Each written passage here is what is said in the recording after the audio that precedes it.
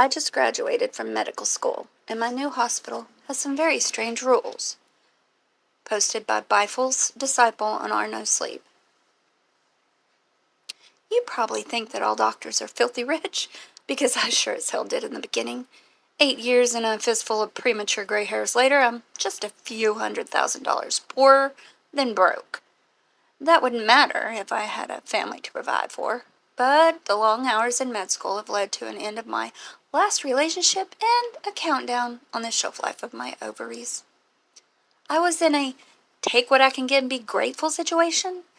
So, when St. Francis Hospital in Charleston, West Virginia offered me a position, I packed my sad life into 3 bags and sought opportunity in the hills of the Appalachia.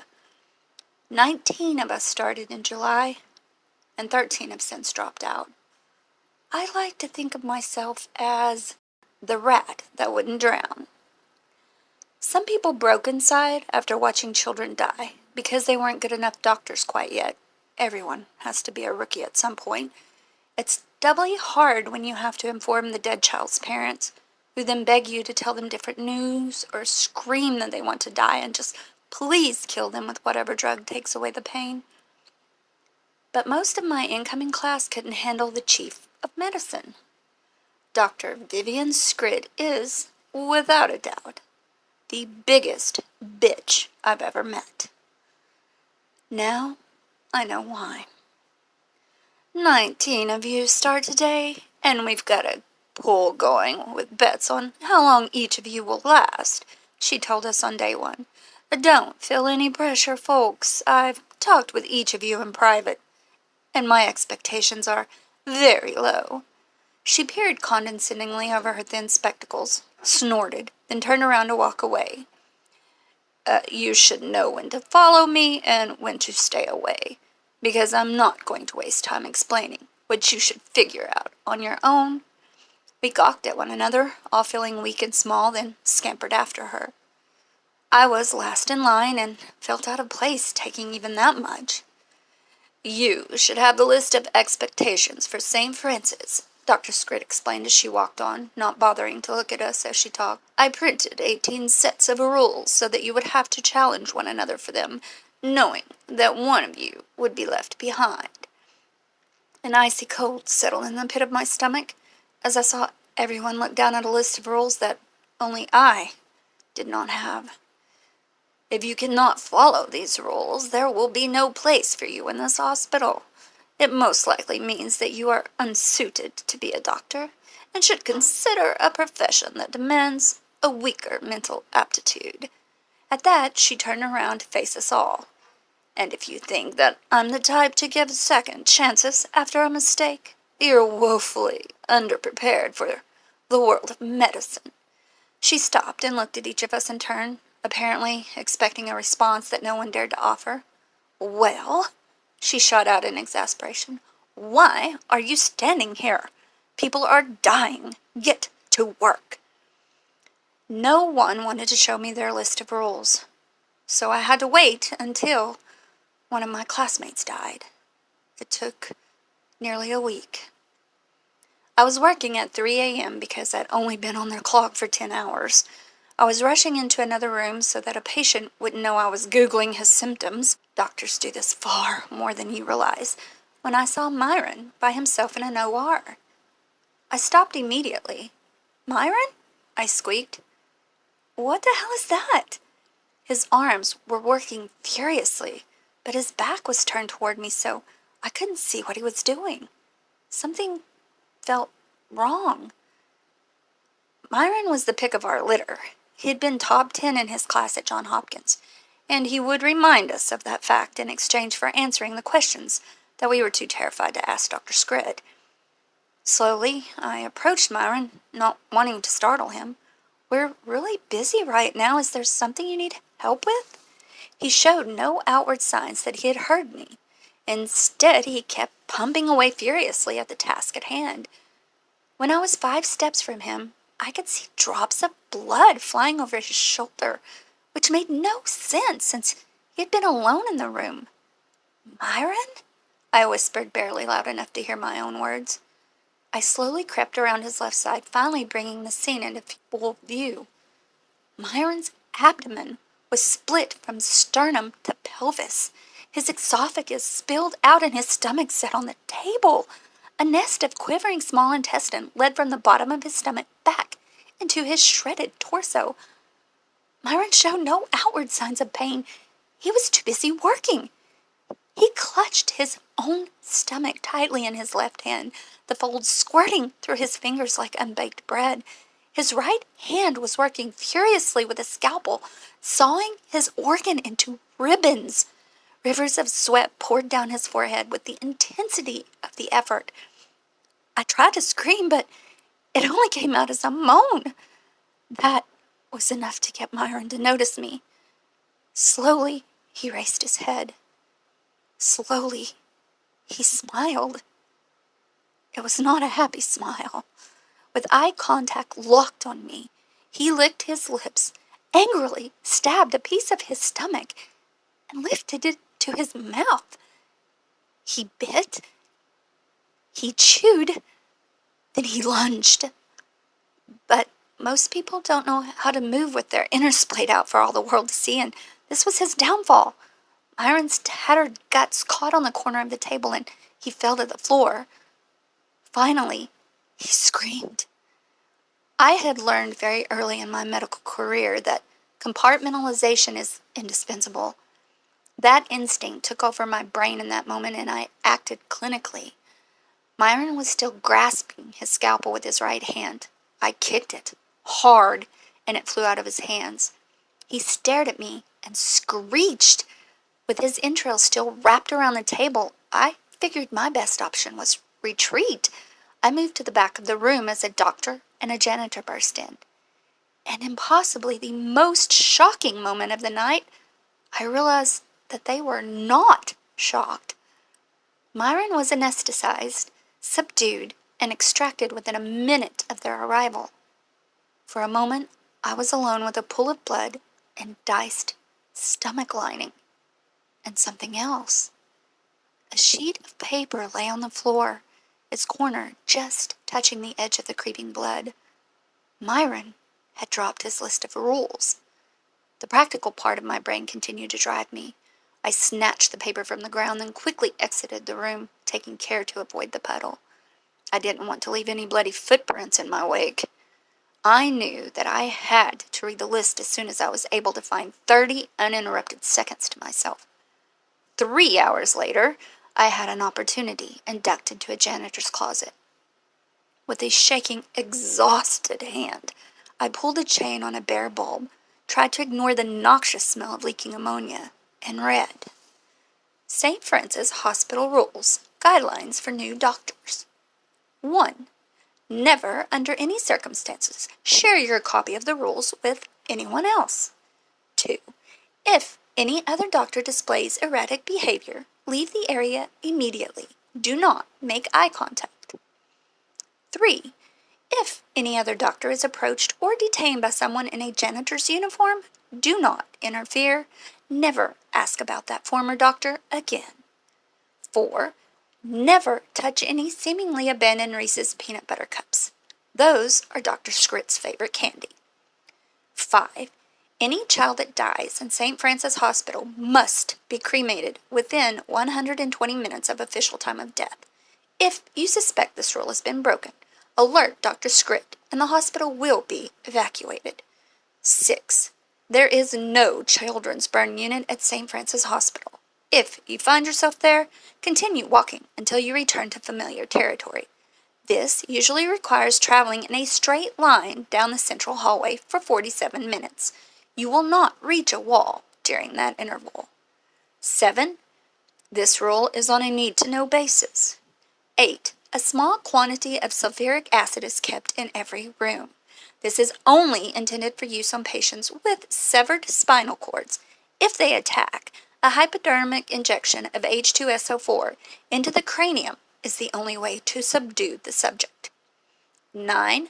The morgue must house at least 13 cadavers at all times. 10. If you find yourself on the hospital roof with no memory of how you got there, you have only 2 choices. Either wait for an extraction team to find you, or jump 4 stories to the sidewalk on Court Street. 11.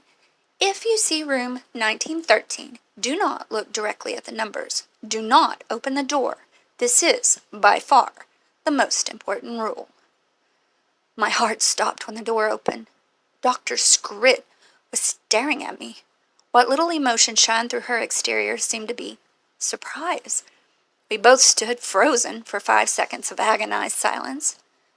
"Dr. Byflesdeciple," she drawled gravely. "I'm shocked." She stared down at the blood-stained list of rules in my hand.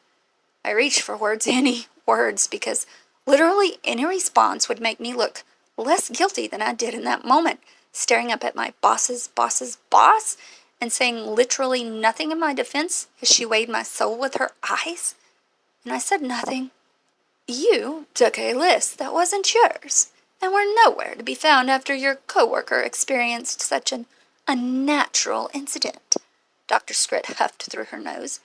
"It seems that you're willing to do the unthinkable in the name of getting what you need. And Myron couldn't even follow the most important rule." She clenched her teeth. "I had a 4-year streak predicting which incoming doctors will break the soonest. This will ruin my chances in the office pool."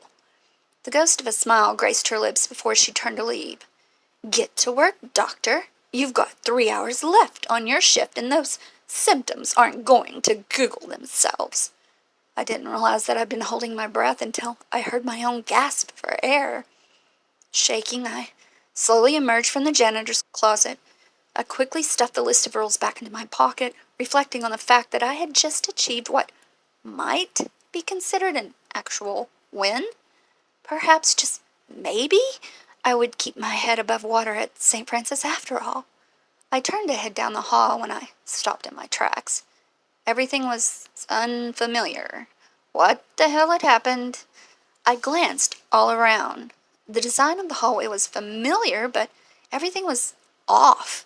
I could hear people talking in the rooms, but the immediate vicinity was devoid of all people but myself. Nothing made sense. Then I looked up, and I'll be honest, I peed just a little when I read the sign. St. Francis Hospital, Children's Burn Unit. Part 2. Have you ever walked through a hallway where everyone knew that you didn't belong? Imagine experiencing that in your own workplace. I kept my head down and my ears up as I traveled through the central corridor of the Children's Burn Unit of St. Francis Hospital. The hospital doesn't have a burn unit, even though I passed by a sign that proudly claimed it had been donated by the Friends of Crespwell Academy for Superb Children. Nope, this place didn't exist. I've been working at St. Francis since July, and I knew every square inch of it. Maybe there was a wing that I'd missed, right? But after advancing in a straight line for 10 minutes, I knew that was nonsense. I didn't go around any corners or encounter any walls. I certainly would have noticed a half-mile hallway if it were real. The people were off as well. There was a heavy-set nurse with a frizzy hair who stared with distrust as I passed. I encountered her 3 different times along the same corridor, despite the fact that she could not possibly have moved ahead of me. Another nurse, frail and nervous-looking, tried to hand me a bag of blood. When I refused, she threw it angrily on the ground where it splattered. I kept walking without looking back. My list of rules had been very clear about the fact that I was to continue in a straight line for 47 minutes if I found myself in this impossible place. I glanced down at my watch. It was 3:09 a.m. 6 minutes since I'd arrived in this impossible corner of hell. The employees became more insistent as I walked on. "Doctor," a resident yelled at me as he jumped out of a room, "the patient is coding. We need you stat." I carefully avoided eye contact as I moved back to him. "Doctor," he screamed, "you're killing her." I wiped away a tear as I continued forward, ignoring the unholy scream that came from the room. I had heard enough patients to know what a death wail sounds like, but I had no choice.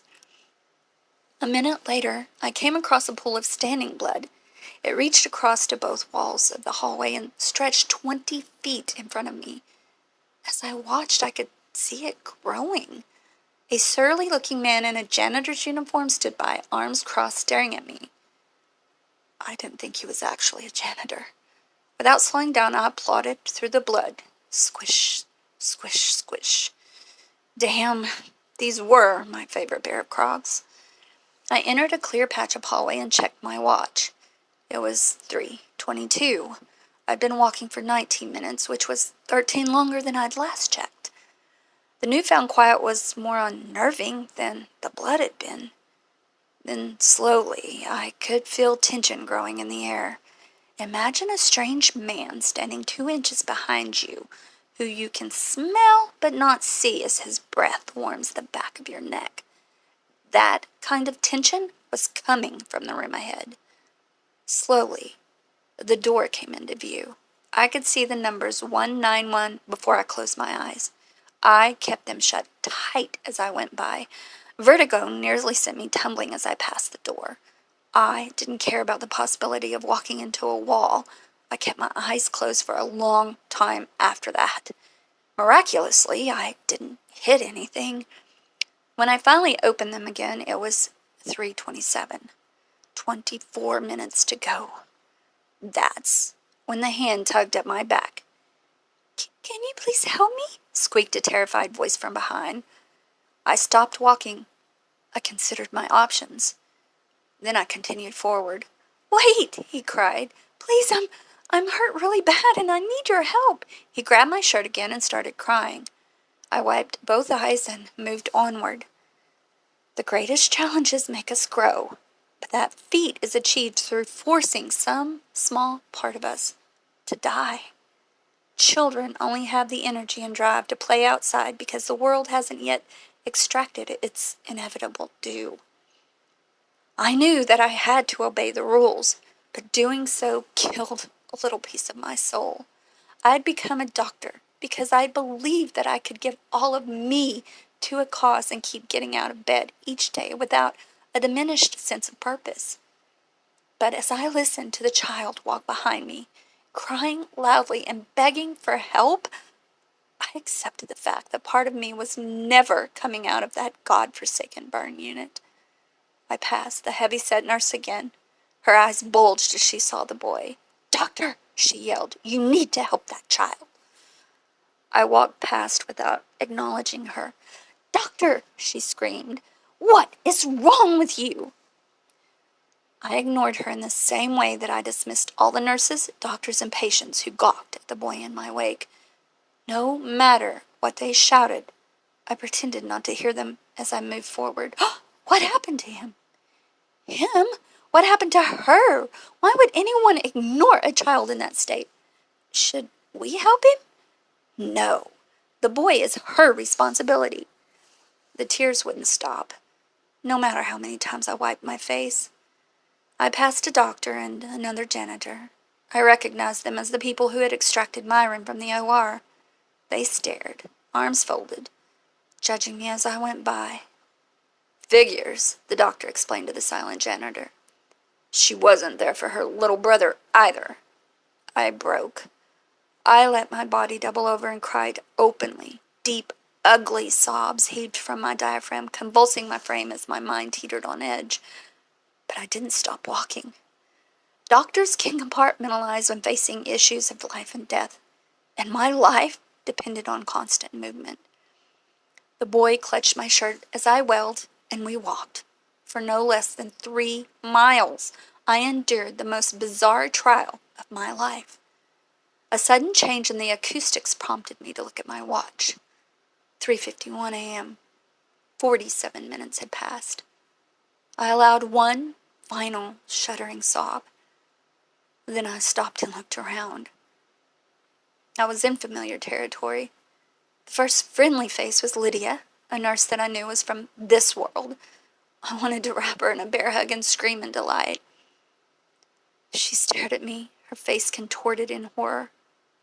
What the fuck is that thing behind you? My body temperature surely dropped 5 degrees as I felt a familiar tugging on my shirt.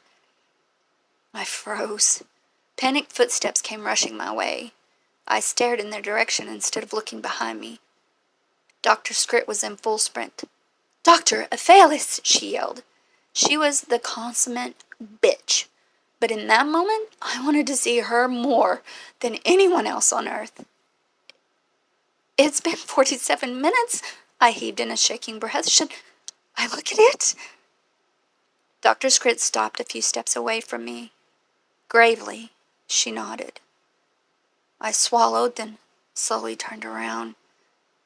I told myself that nothing is ever as bad as we picture it, because reality is bound by rules that imagination is not. I was wrong. Imagine a pizza with the cheese stripped off.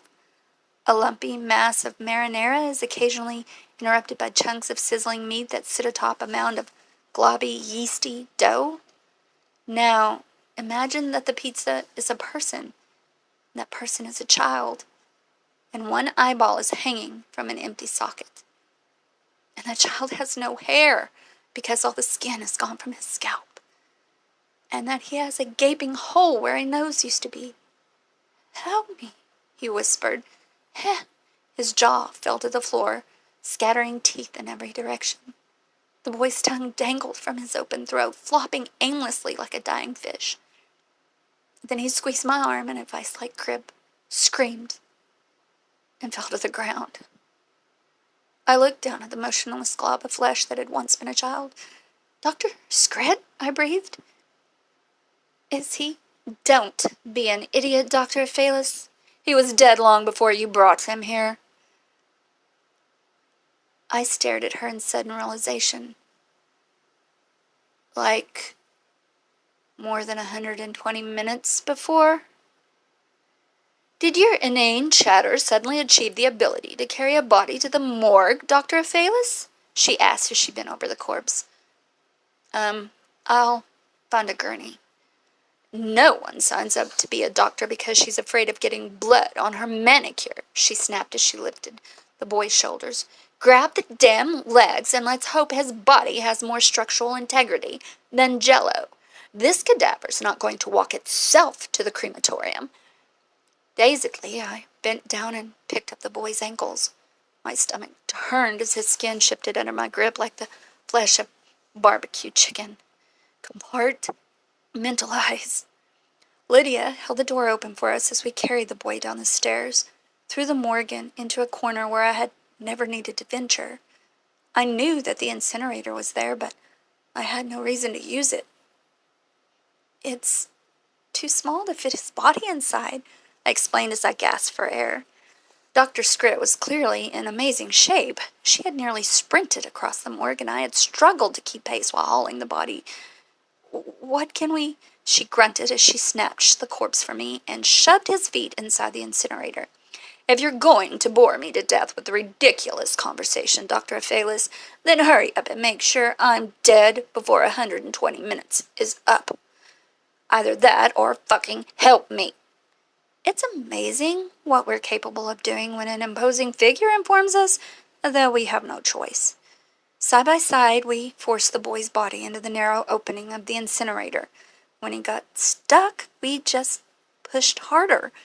Both of us groaned with effort as his charred, melting flesh slid off like the skin of a rotting peach. Lumps of meat dropped to the floor as we peeled layers off the boy. But he was going in. We were pushing his shoulders through when his eye opened. Part 3. Doctors see shit that would make your skin crawl. Sometimes it involves literal shit. Occasionally, some skin nearly does crawl, though melt is a better term for what necrotizing fasciitis does to a person. But no textbook prepared me for the moment that I stood shoulder to shoulder with the chief of medicine, forcing the decaying body of a charred kid into the incinerator as his one functioning eye glared back at us in hateful judgment. He was wedged in the narrow door at the shoulders, with only his head sticking out into the room with us. His jaw had long since fallen off, and the rotting tongue danced above his inverted face like a charmed snake. "Dr. Scrit?" I whispered in a quavering voice. What are we supposed to do? We're bound by a premium so don't we have to? You're bound to help the living, Dr. Byfles, which includes me and possibly yourself if you help me out right fucking now. She grunted this while moving her hands to the top of the boy's head. As she pushed, the entirety of his scalp slid off like a flaky scab ripped from a wounded leg. A fresh, clean, white skull shined from underneath as the boy's torn skin dropped to the floor like so much ground beef. They're easier to grab without the skin. Push down on its head. Then she batted his tongue away like an annoying fly and pressed deeply into his shoulders. Her fingers disappeared into his flesh like a boot into thick mud. Dazed, I pushed against the boy's exposed bone. I was shocked to realize how cold it was and how it twitched as he fruitlessly tried to bite me with a jaw that didn't exist. I hate to give away the ending of this story, but you're going to be real surprised what this thing can do in about 10 seconds if you continue fondling it with the restrained intensity reserved for jerking off an octogenarian. Push, she yelled as she leaned in. The boy slid into the incinerator with the gentle resistance of a bowel movement. Once inside, the boy screamed. Dr. Scritch shoved me violently aside, slammed a padlock into place, then spun the dial. I looked back at her in shock. She was a bitch for certain, but she'd never touched me before. Still, I was a first-year intern. The chief of medicine could pretty much force me to eat pups and call it ice cream. Dr. Scritch? I asked shakily. Why did you put a padlock on the ensign? The shrieking from beyond the lock was loud enough to shake the floor. Turn it on, she commanded me. Where are they? She pushed me away once more and frantically clutched at a series of buttons that had been behind me.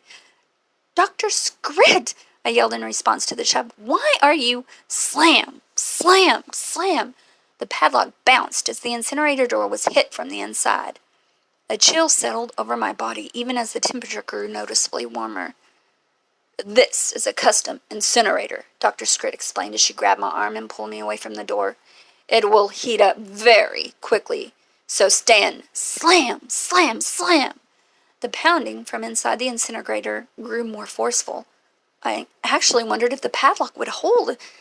It flailed wildly back and forth with the rhythmic hitting. Crunch.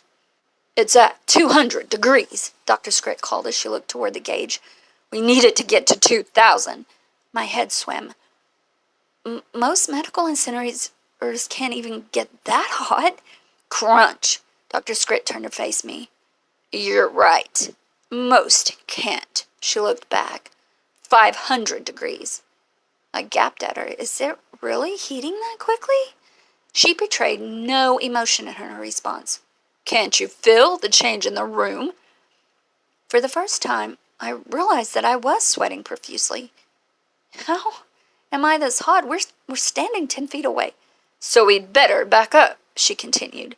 1,100 degrees. Slam! With a light tinkling, a tiny screw fell to the floor and rolled away. Dr. Scritch? I breathed quietly. I know you're sorry that it took so long to get the boy here, she paused. We're all sorry. Crack. Dr. Scritch? The door to the incinerator. 1,500 degrees. A wave of heat squeezed fresh sweat from every pore. I don't know if it will hold. Crack. 1,700 degrees. The padlock is bending. The metal will melt. That's why we keep hundreds of padlocks in reserve. Slam, crunch, crack. We both stopped breathing. A hand-shaped indentation had slammed into the metal, warping it from the inside and leaving a seemingly impossible mark. We waited. 1,913 degrees. We waited longer. Nothing happened. Sweat stung my eyes so badly that I couldn't see. When I wiped it away, I found that my arm was even saltier, rendering the pain worse. I think, Dr. Scritch uttered in a voice just above inaudible, that I stopped it. I stared through the shimmering heat waves radiating from the incinerator.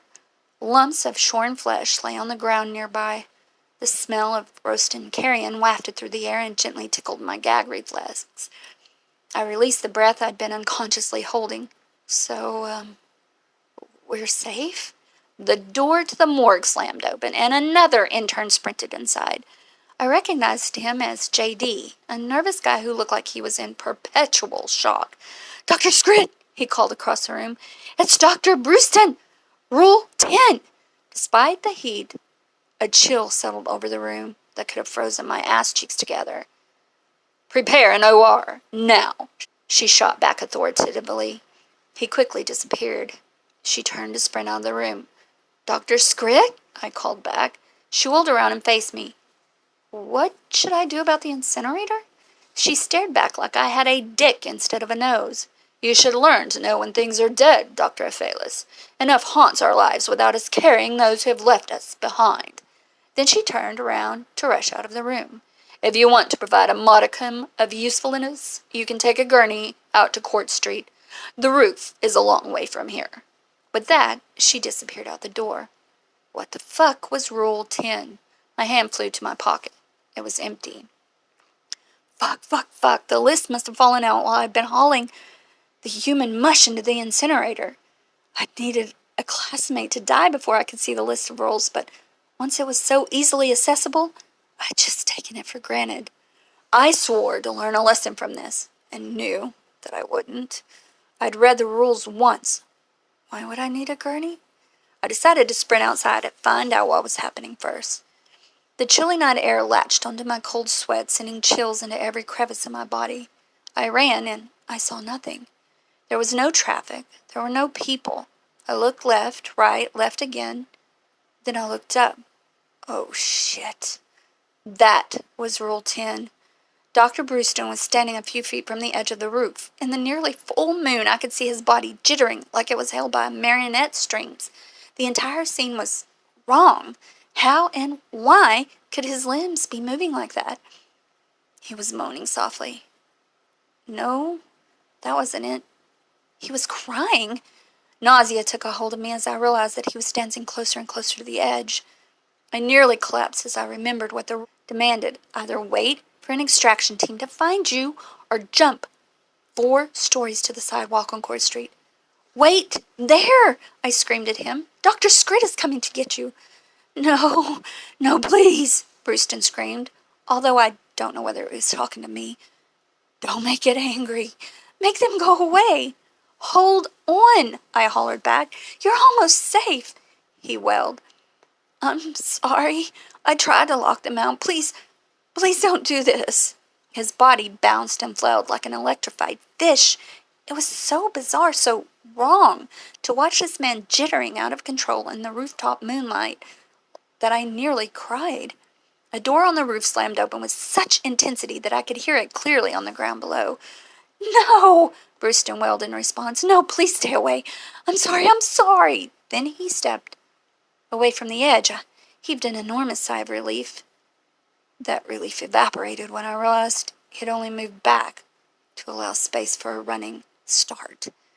I watched in horror as Dr. Brewston, my coworker, my peer, ran forth and leapt into the night. He fell, arms and legs spinning, toward the concrete where I stood, 4 stories below. Part 4. Being a doctor destroys the assumption that certain things are impossible. Most people carry around an unconscious belief that the human body is sacred in a way that protects it from an uncaring world. This is not true. Imagine the last object that broke unexpectedly. Did a dinner plate shatter into granules and shards when it slipped out of your soapy fingers? Perhaps you saw a watermelon roll off the grocery store display, splattering its fine, sticky goo across a 10-foot radius. A human body can do that. A person you love can be so damaged. Yet I hoped, perhaps foolishly, but still passionately, that whatever unnatural force had breathed into the corner of St. Francis would show mercy to Dr. Brewston as he flew to the ground. That was, of course, a Stupid hope. The full moon illuminated each detail as he slammed against the cement with an ugly splat. His feet hit first, pathetically unable to reduce any momentum as his ankles bent and he undoubtedly shredded both Achilles tendons. His knees followed, crashing into the ground and shattering both patellas. Dr. Bruton's body pitched forward and fell all at once, with his head bouncing like a rubber ball. A light spray of solid objects hit my ankles, and I knew right away that his teeth had blown from his head like popcorn. For half a second the night was still. Then the convulsions began. I closed my eyes and took a slow, rattling breath. Compartmentalize. I could hear his torn, hollow cheeks flapping with the power of his spasms. Compartmentalize, or someone else will pay for your failure. I opened my eyes. I dove to Dr. Brewston's side, taking in everything I could at once. Facial lacerations with severe hemorrhaging, nothing apparent in the back of his head, since the front absorbed the fall, compound fracture of the spine, likely internal bleeding, likely fractures of both tibias. There was more, of course, but I had to check his breathing. Well, not really. I could hear his unholy gasps for air, and the spurts of blood told me that he had a pulse, but his artery, likely one of the subclavians, was ruptured. That's not a good sign. I scrambled around his twitching body and pressed firmly on his upper back, stemming the geyser of blood. "What the hell happened out here?" a voice screamed from across the sidewalk. I looked up to see Lydia being followed by one other nurse. They must have run outside after hearing the screaming and the splatting. "I need a gurney and a neck brace stat. Prep an OR. We're going straight into surgery." I felt detached as I got to work. For a few moments, my hands moved of their own accord, following their implicit duties as the emotional part of my mind understood that it needed to drift away. "It's your fault that no gurney is here," a little boy's voice whispered softly into my ear. We tell ourselves that there's nothing we could have done to take away someone else's hurt. That's usually a struggle to believe because it's usually not true. I didn't cry. I was too busy combating exsanguination while trying to avoid compromising the exposed spinal column of a convulsing man. You know that he's going to die. It won't happen right away. Will it be 10 minutes? 20? The timbre of his voice, nearly musical, could have passed for any young child's teasing, if it weren't for the years of sorrow running deep beneath his words. Lydia appeared with a team of nurses and J.D., the first-year intern who had alerted us to Brunston's rooftop stroll. I was still in charge. I was still trying to save him. "He's stable. Let's move," I ordered once we had gotten him onto the gurney. We met Dr. Scrid, who was running towards us, as we rolled him into the hospital's front entrance. I met her eyes only once. It was enough to tell me just how badly I had failed by ignoring her instructions to take the gurney outside with me. I took the judgment and pushed it deeply into my chest, allowing utter clinical focus on the task at hand. I knew, in a distant sort of way, that this failure would cut my mind in its deepest places once I had decompressed enough to examine my hurt. I would recover from it, but would never be entirely whole again. Each mind is a tapestry of tattooed mental scars that are at once both public and invisible. The richest portraits tend to speak volumes in the silence between words, and most of us are paralyzingly afraid of hearing ourselves if we listen too closely. "Monitorize the patient. Attach an EKG and the defibrillator." His convulsions had stopped, so had the blood spurts. "What's his BP?" Lydia looked closely. 140/100, she responded grimly. "Where else is he bleeding from?" "His internal lacerations are worse than we thought. I can see the spinal cord." "Patient isn't breathing. Get him intubated. His trachea is too damaged. BP is 170/130. He's still losing blood somewhere. We can't stop the internal bleeding. Patient's still not breathing. The spine is exposed in 3 places. BP is 19/13, doctor," Lydia explained softly. At those words, the heart monitor shot off an angry beeping noise. That's when his body convulsed once more, as though every organ was sneezing simultaneously. Sudden capillary ruptures burst sprays of blood through his eyes, nose, ears, and broken mouth like a blood zit had exploded from within. "We need to—" "Doctor," a voice cut through the din. I looked up to see Dr. Scrit looking expectantly at me, then at the clock on the wall. No, I didn't want to call time of death. As long as the work continued, I was able to avoid confronting emotions that I could domesticate but not tame. Dr. Scrit raised her eyebrows at me. I let out a soft breath of air. "Time of death, 4:32 a.m. "I'd like to see you privately, Dr. Byflesdeciple." "Okay, I have to finish here and—" "Now!" I don't know if Dr. Scrit had any unnatural powers of her own, but she had an undoubtedly uncanny ability to inform me of what I would be doing before I had considered it, which is how I found myself trailing behind her on the journey to the office of the Chief of Medicine. I sat down across from her, promised myself that I wouldn't cry, then dried my eyes.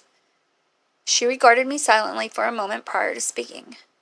"Before you shed too many tears for yourself, Dr. Byflesdeciple, remember that the impending grief for Dr. Brunston's family will be far greater." The crying stopped. She let the silence linger for a moment longer. "You didn't follow my instructions when I said that you needed to produce a gurney." I swallowed. "I'm sorry." "So?" she snapped. "What possible response do you want for that sentiment? To hear that it's all okay?" I didn't respond. "Well, I'm not going to tell you that. It isn't okay." I couldn't endure the suspense any longer. Am I fired? I probably should go before Dr. Brunston's family arrives. I could barely hear my own voice. She peered down at me over her thin spectacles. "Most people find comfort in extremes, Dr. Byflesdeciple. They want to be seen as good, of course, but the second best option is never partially good, partially bad. Those who are told they're not any good want the comfort of hearing that they were wrong from the start, because that absolves any responsibility of facing our decisions. We seek comfort in impossible corners." She sighed, pursed her lips, then steadied her shaking hand by balling it into a fist. "I won't fire you for failing to be perfect," she finally answered. My entire body relaxed the tension that I had been unconsciously holding. I wiped my eyes once more. Dr. Scrit, when he landed, Dr. Brunston endured severe and immediate trauma. I'm not inclined to think that I could have saved him, even if I'd followed your instructions. Would you agree?" She leaned forward in her chair. "There's a good chance that you're right, and you would get immense comfort if I told you that I agreed. But objective fact exists regardless of my opinion. You will never, ever know for sure. The only way to find relief would have been to follow my instructions from the start. Some things can't be fixed.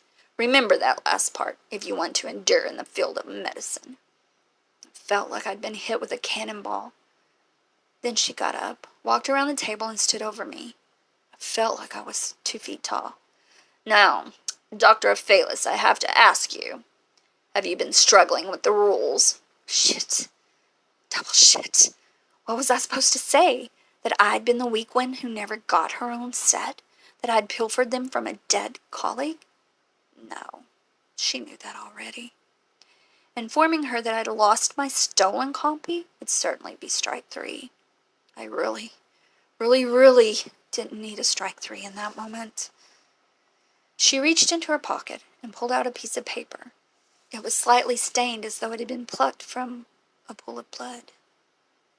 "You didn't seem to notice that you dropped these while helping me get the dead boy into the incinerator.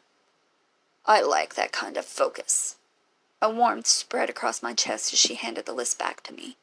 "Don't fuck up again, Dr. Byflesdeciple." The warmth died. "Keep a close eye on Rule 7. You'll need it soon." I looked down at the rules. God damn it. "And for the love of God, memorize these. That is by far the easiest solution." I nodded obediently. "These lists have a way of being problematic," she continued. "Would you believe that people actually hate reading them?" I stared at her in confusion. People hate the list of rules? Dr. Scrit raised her eyebrow. Yes, they say there are too many of them. Never to my face, of course, but always behind my back. What? If they really don't like the list of rules, they can just choose not to read them? She snorted. That wouldn't make the most sense. But some readers want me to save them for themselves. I shook my head in confusion. I'll never understand that. That's when the door burst open. J.D. gasped like he'd been running. Dr. Dorian? What the hell are you unable to fix on your own? Dr. Scrit snapped. He was sheet white. It's Dr. Brunston. My stomach turned to granite. He's dead, Dr. Scrit responded flatly.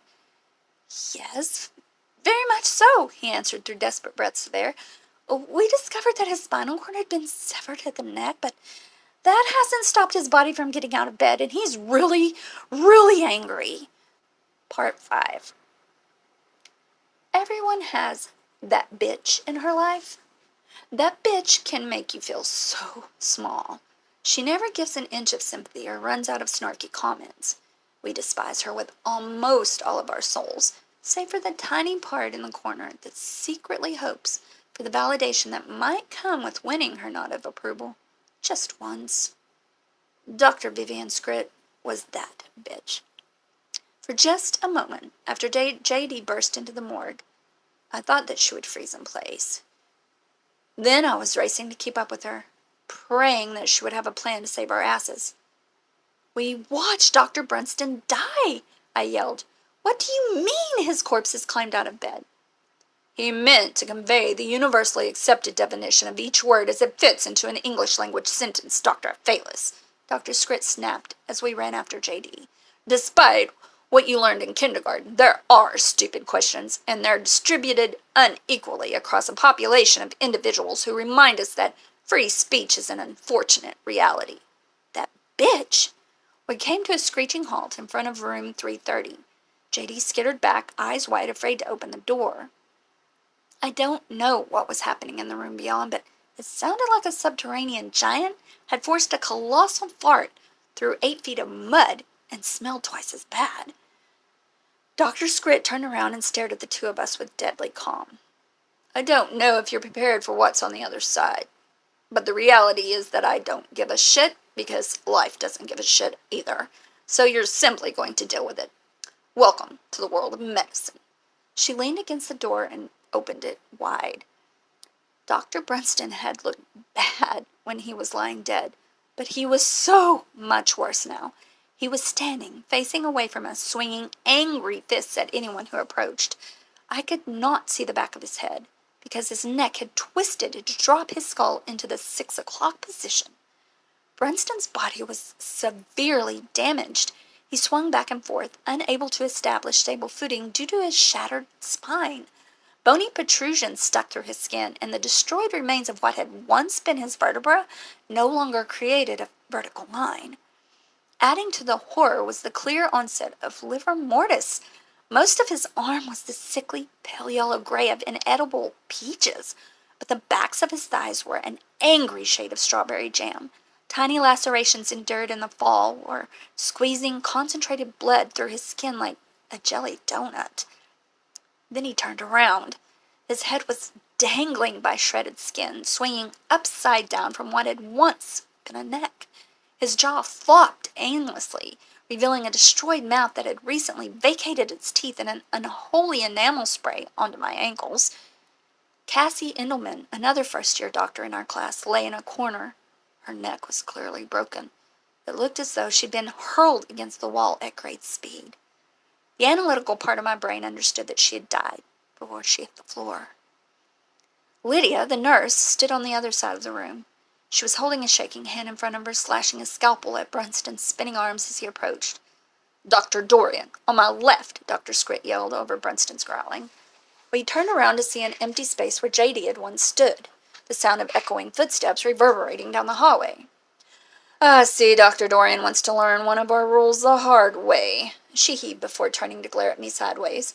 Dr. Phalis, this has to happen now, so listen very carefully. When life gives you lemons, fuck it. She bent low and lunged at Dr. Brunston's flailing corpse, slamming him against the wall. "Nurse, grab his arms and pin him down. Byfles, open the cabinet in the corner." Lydia jumped into action, clasping his wrists and pushing him back. For a moment, Brunston was still. Then a guttural roar shook the walls, and his shaking told me that he would soon overpower his two captors. Decompartmentalize! I turned away from them and reached for the cabinet. I had both hands on the handle when I saw it on the door. 1913. It hadn't been there before. No! Cabinet was numbered. That's not how cabinets worked. This number had appeared suddenly, just for me. And this time I definitely remembered the rules. I hesitated. Brunston screamed, "Dr. Byfles, this is not the time for slapdickery. Hurry!" Dr. Scrit commanded. I didn't move. When Dr. Scrit spoke again, it was in a suddenly softer yet still deathly urgent tone. "Only you can see what's in front of you right now, Dr. Byfles. But there comes a time when you have to make the decision that you'll most be able to live with, and you don't have time to think." I breathed deeply. "I can handle this," I told myself as I opened the door. I was wrong. Timothy's body lay crushed on the floor, flattened into a disgustingly small shape for a 6-year-old. Yet he was still undoubtedly my little brother, staring up at me in slight judgment and great sadness. The right side of his body had been burned into charcoal, but the left side was perfectly preserved. The worst part, though, was the hazy middle where healthy skin and barbecued flesh united to create a horrified mockery of my brother's face. His right eye socket was empty. His right cheek was gone. The teeth on that side were still present because, without any skin to close his face, I could see deep into his tiny head. He licked his lips with a blackened tongue. "Why did you leave me, Ellie?" I froze. "Dr. Byfles, we need you now." "You've only come back because you need something from me. Is that right, Ellie?" my brother's corpse asked. I sobbed. Lydia screamed, and the sickening sound of breaking bone echoed throughout the room. "Why didn't you come in time to save me, Ellie? Why are you here now?" I struggled to speak. Then I saw it. A cartoonishly large syringe, clearly made of carbon steel with a bright yellow H2SO4 printed across it. The needle was hidden, and I knew that it would spring forth once triggered. Timothy was clutching it in his sinewy fingers. I need that from you, Timmy," I whispered. He clutched it tighter. "But why didn't you need me?" Lydia screamed again. "Time is almost up, Doctor." "I'm so sorry, Timmy," I sobbed. "I didn't want to leave you. I know you don't understand, but please, please tell me that you know I love you." The tears rained down uncontrollably. "How?" he responded sadly. "How can I know that you love me if you left me to die?" "Dr. Byfles, decide now." "I'm going to take this, Timmy, but I love you so much. I'm your favorite big sister, remember?" He stared back with chilling sobriety. "If you take this from me now, Ellie, I'll always know that you only came back when you needed to help yourself, and that you chose to leave me behind. You'll never see me again." "No," I whispered sadly as I plucked the syringe from his weak grasp. Then I turned away from the ghost of my little brother, and I ran to the place where I could make a difference. Lydia lay on the floor with both arms bent at unnatural angles. Brunston had Dr. Scrit pinned to the ground. His hands were wrapped around Dr. Scrit's wrist, and she was unable to resist as his stronger arms reached out to squeeze her eyeballs. The emotional part of my soul had worn so thin that no veneer was left. Only a time-worn, rocky edge of logic remained as I acted efficiently to complete the task in front of me. I took 1, 2, 3 giant steps to build momentum that I transferred into a forceful thrust of my arm. I didn't consider how accurate my aim might be because it simply had to reach its target, and no second option remained. Brunston's eyeball squished and popped as I slammed the syringe into his face. I felt the reaction as the trigger shot the needle deep into his head, past his eye, and well into his frontal lobe. Then I crashed to the ground.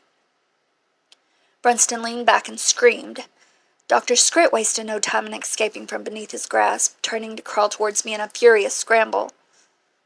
I sat transfixed as I watched Brunston transform before me. Sulfuric acid affects skin in much the same way that an open flame does. but I had never seen the effects shooting H2SO4 directly into a cranium, and the show left me transfixed. Brunston grabbed the sides of his head as his face began to melt. He lacked the wherewithal to remove the syringe from his eye, so it dangled in front of him like a bizarre synthetic phallus. Then he coughed, spraying blood across the floor, and leaned forward. His eyeball fell like a dropped marble. It was followed by viscous gray sludge that I presumed to be his quickly dissolving brain. I didn't think I'd be able to pry myself away from the sight in front of me. "We need to get Lydia out of here," Dr. Scritt commanded, and suddenly I was able to do the impossible. I held her shoulders as Dr. Scritt pulled Lydia's ankles, and we quickly ran out the door. She slammed it behind her. I fell to my hands and knees in a daze. The next several minutes were blurry. Dr. Scritt did a lot of yelling, and we were suddenly surrounded by people willing to help. I wondered vaguely where they had been in those precious seconds when we needed them the most. There are certain soul-defining moments, I think, that can only ever be experienced alone. Lydia was put onto a gurney and wheeled away. The same doctor and janitor that I had seen twice before walked quietly into the room, spent a short time inside, then darted quickly out. They each carried a large, wet garbage bag in one hand. "Dr. Byflesdeciple, you need to come with me." Dr. Scritt's voice was calm and forceful. I can't. My brother's in the closet," I mumbled before a wave of emotion silenced me. "No, Dr. Byflesdeciple, he isn't." I have to go back," I squeaked. "Ellie," she whispered, "you can move forward or stay in place, but you can never, ever go back. Now, will you follow me?" I hesitated. Then I stood, dazedly. I moved until I found myself sitting across her desk for the second time that night. "Life always moves slower or faster than we'd like, but never at the right pace," she explained calmly. "Tonight things have been going faster." She looked down at me over her thin spectacles. I returned only silence. She nodded to herself. "We need to do this quickly, and I won't repeat myself, so listen carefully." She cleared her throat. "The time has come, Dr. Byflesdeciple, to tell you about rule number 7. Part 6. She betrayed herself with a glass of water. I sat across from Dr. Vivian Scritt, genius doctor and quintessential shit bitch, unwilling and unable to interrupt the calm that had settled over the room. I was stained with the blood of my deceased colleague, pretty sure that dead child goop was in my hair, and vaguely aware that I had gotten just a touch of sulfuric acid on my pants. The pause was awkward. She wasn't ready to start her explanation quite yet, so she reached for the glass in front of her. It shook, slightly at first, then badly enough to spill over the edges. She tried to hide it, failed, winced, and finally put the water down. Then she steadied her right wrist with her left hand, pressing it firmly against the desk to keep it from shaking. And in an instant, the invincible veneer was broken. I saw Dr. Scritt for who she was, a scared, mortal, sad person whose life was closer to the end than it was to the beginning, sufficiently powerful to control most people, but not strong enough to master herself, given how far she strayed from average. She was a bitch of her own volition, both because she was strong and because she was weak. "You've had a long night, Dr. Byflesdeciple," she conceded in a measured voice. "Against great odds, I was wrong about how long someone like you would last at St. Francis." She sighed. "So tell me, why are you here?" I wondered briefly if some sort of supernatural paralytic had commandeered my vocal cords before realizing that she simply intimidated the shit out of me. "Fast answers are shallow ones, so I'll let you wait for another day to give me your answer. But it'd better be good." She leaned back in her chair. "Now here's the thing. Most people love learning things the hard way because they prefer to see if the rules of physics and common sense have changed to suit their own needs. Idiots are the reason that toasters have warning labels." She stared at me intently. "Don't waste my time, doctor. Capiche?" I nodded once. "Okay then," she breathed. "This is the day that I learned about rules number 7. You're giving me a school bus full of dead children on my first week as chief of medicine? I asked, very pale Dr. Matthews. Well, no. Most of them are, well, they're alive for the moment, Dr. Scred. I closed my eyes and allowed the lightning bolt of a pre-migraine to tear through my head, unabated, lapping at the frayed gray matter of my skull like a cat teasing every drop of milk from the depths of his bowl with a sandpapery tongue, for 3 seconds. Then I breathed out calmly, accepting and embracing the lingering pain as a part of my psyche that would propel me forward. How far out are the first ambulances? Dr. Matthews swallowed. They should be at St. Francis within 4 minutes. The same flood that washed out the bus has shut down the Interstate 77 bridge over the Elk River. So, are you telling me that Charleston area medical can't take any of the kids? Well, that's kind of exactly what I'm saying. My headache enraged. How many surgeries are we going to need to perform? I asked politely. He winced. We're anticipating 12. 12? It's a Saturday morning. Why the hell was a school bus out in the... Never mind. Let's get this circus tent pitched. We're very understaffed for this shit and don't have nearly enough pediatric surgeons on a good day. I sighed deeply and ran the numbers in my head. Looks like a couple of interns are about to experience their first solo procedures.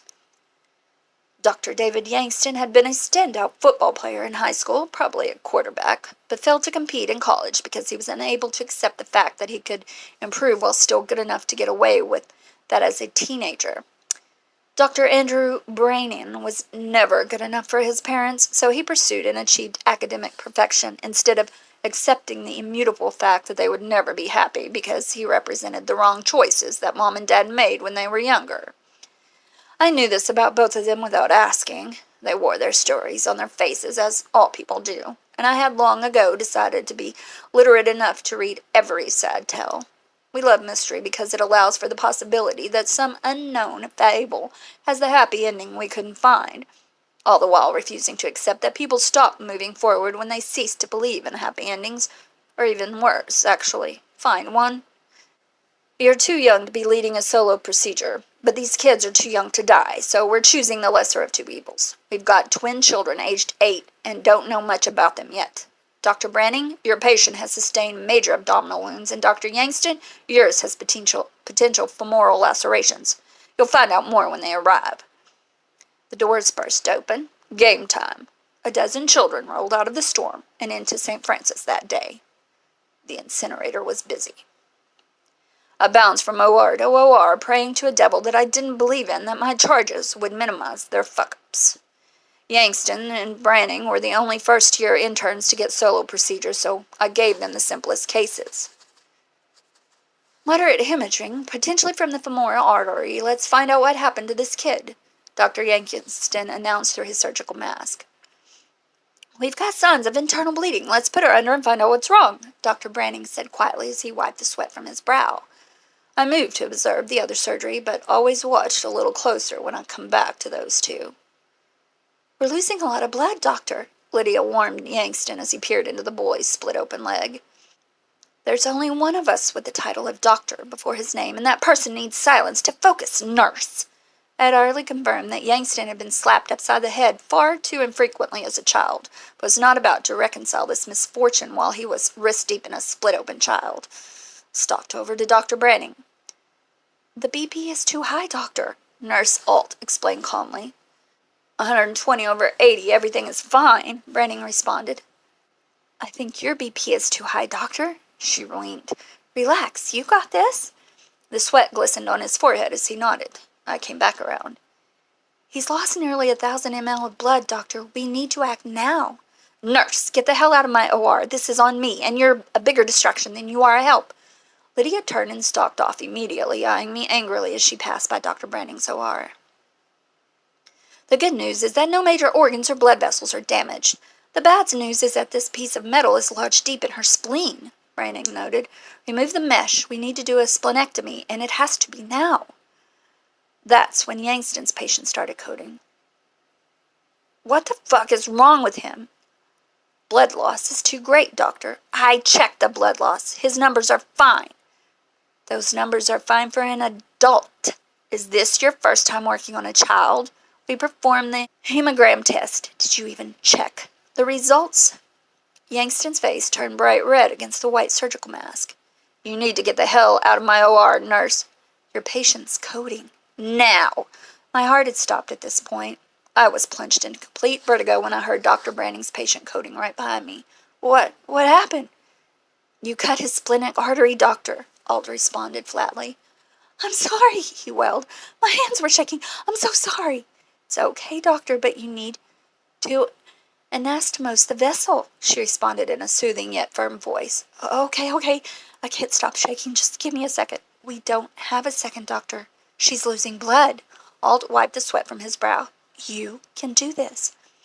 Branning was beginning to hyperventilate. Oh, God, I don't want to lose her. Let's make this happen. Across the OR, Yangston was flying. With both of his nurses gone, he was in complete control of the situation, hands moving everywhere they needed to go with admittedly surgical precision. It's a shame that he was 30 seconds behind schedule. We need a transfusion, he ordered. I turned to look back at Branning. Alt was continually wiping both sweat and tears away from his face, but he was still struggling to see clearly. I could do nothing but stare at the crash cart as they both fought to perform the task that I had expected of them. I remembered the ID number 8251913 dancing in front of me, because I would see those numbers again very soon. The surgeries had been simple, but something told me one of them would fail. I hated the idea of intuition, but I couldn't shake it. Which did I believe would die? And which would I choose if I had to? Forcing an answer those questions tells us a hell of a lot about ourselves. At any rate, intuition is bullshit. I cursed myself for believing in my emotions instead of simple reality. Mr. and Mrs. Arnacki, I'm Dr. Vivian Scritt. We did everything we could, but your children's injuries were just too great to overcome, and we lost them both. I'm so sorry. I'll give you a moment. I got up and left because there wasn't a damn thing that my comfort could do. I had an opportunity to change their world for the better, and I'd fallen short. The time for talking has passed. The moment for action has failed. Besides, I was still on the clock. But I was first in my class at UCLA, Dr. Yangston snapped, seething. People make mistakes all the time. You've been sued for malpractice.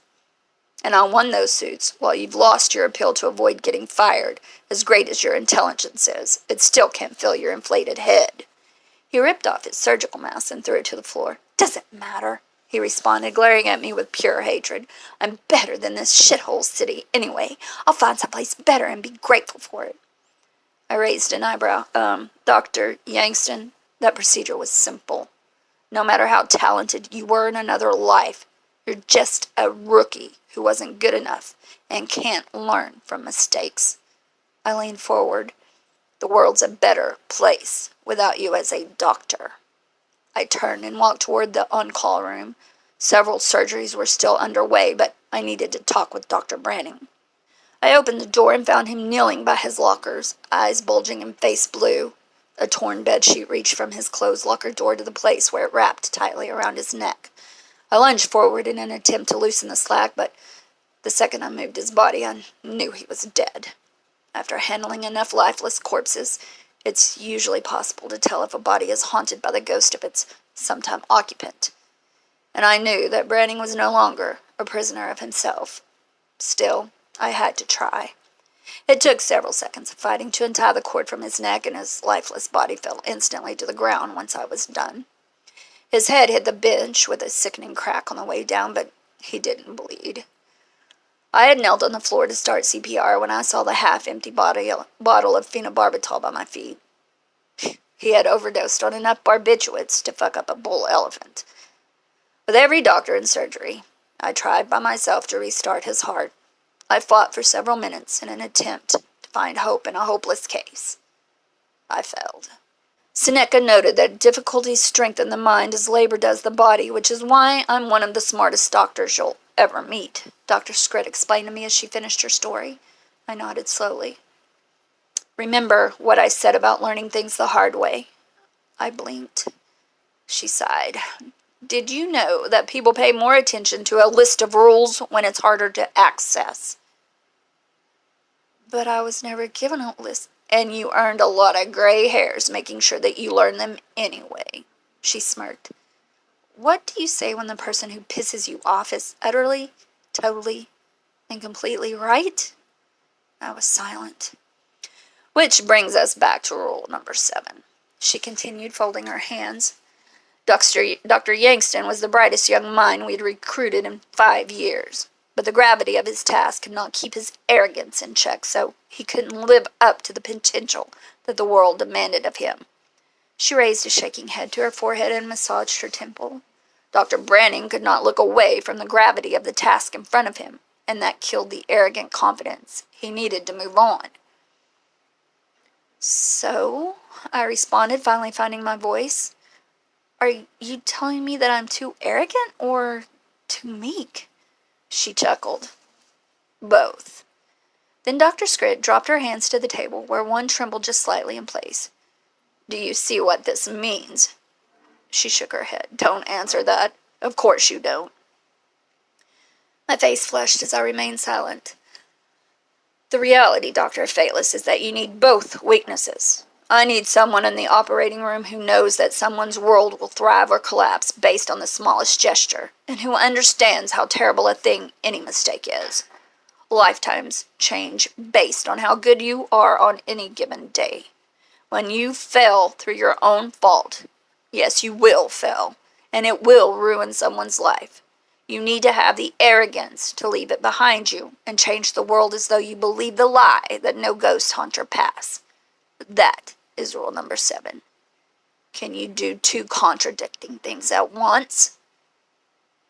Yes, I responded confidently. That's the correct answer. She smiled. And no, you can't. You'll find that out the hard way. Now get up. You're needed in surgery. Part 7. My boss had just told me that I was going to kill someone. The when part of the question was still very much unsettled, but the if component was unable to cast the feeblest shadow of doubt. That's not an easy message to give a doctor. I stood up reactively, but not out of shock. She had told me I was needed in surgery, and I was so terrified of Vivian's grit that I didn't want to piss her off by obeying too slowly. I didn't know there was a surgery scheduled. I'm sorry. I don't think it was on my...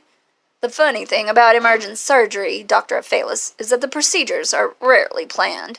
She stared at me over her thin spectacles like I was a small child receiving the third simple explanation to a problem that confused only me. Right, I'm sorry. I turned around and wheeled immediately back, the blood on my Crocs making me slip just a bit. Why am I going into emergency surgery? My voice shook like I was doing something wrong. If a patient's counting on me to help them, that would make you a doctor, she explained with a note of finality. Dr. Dorian is waiting for you in room 825. I breathed deeply. Okay. Will we both be observing the procedure? He won't be observing much of anything, Dr. Phalis, she explained condescendingly. Patients under general anesthesia rarely know what's going on. That's kind of the point. I felt my jaw drop. I didn't know if I looked stupider when I reacted with shock or if I appeared unaffected. So I tried to stand in the middle ground of ambiguous social feedback that had defined my awkward period between birth and death. She wrinkled her brow at me. I can tell by your reaction that you're focused on satisfying my expectations, but eventual failure is easier to accept if you concern yourself with the objective result at the expense of fleeting societal expectations. Run. I made it to room 825 in under 2 minutes. J.D. was lying unconscious on an operating table.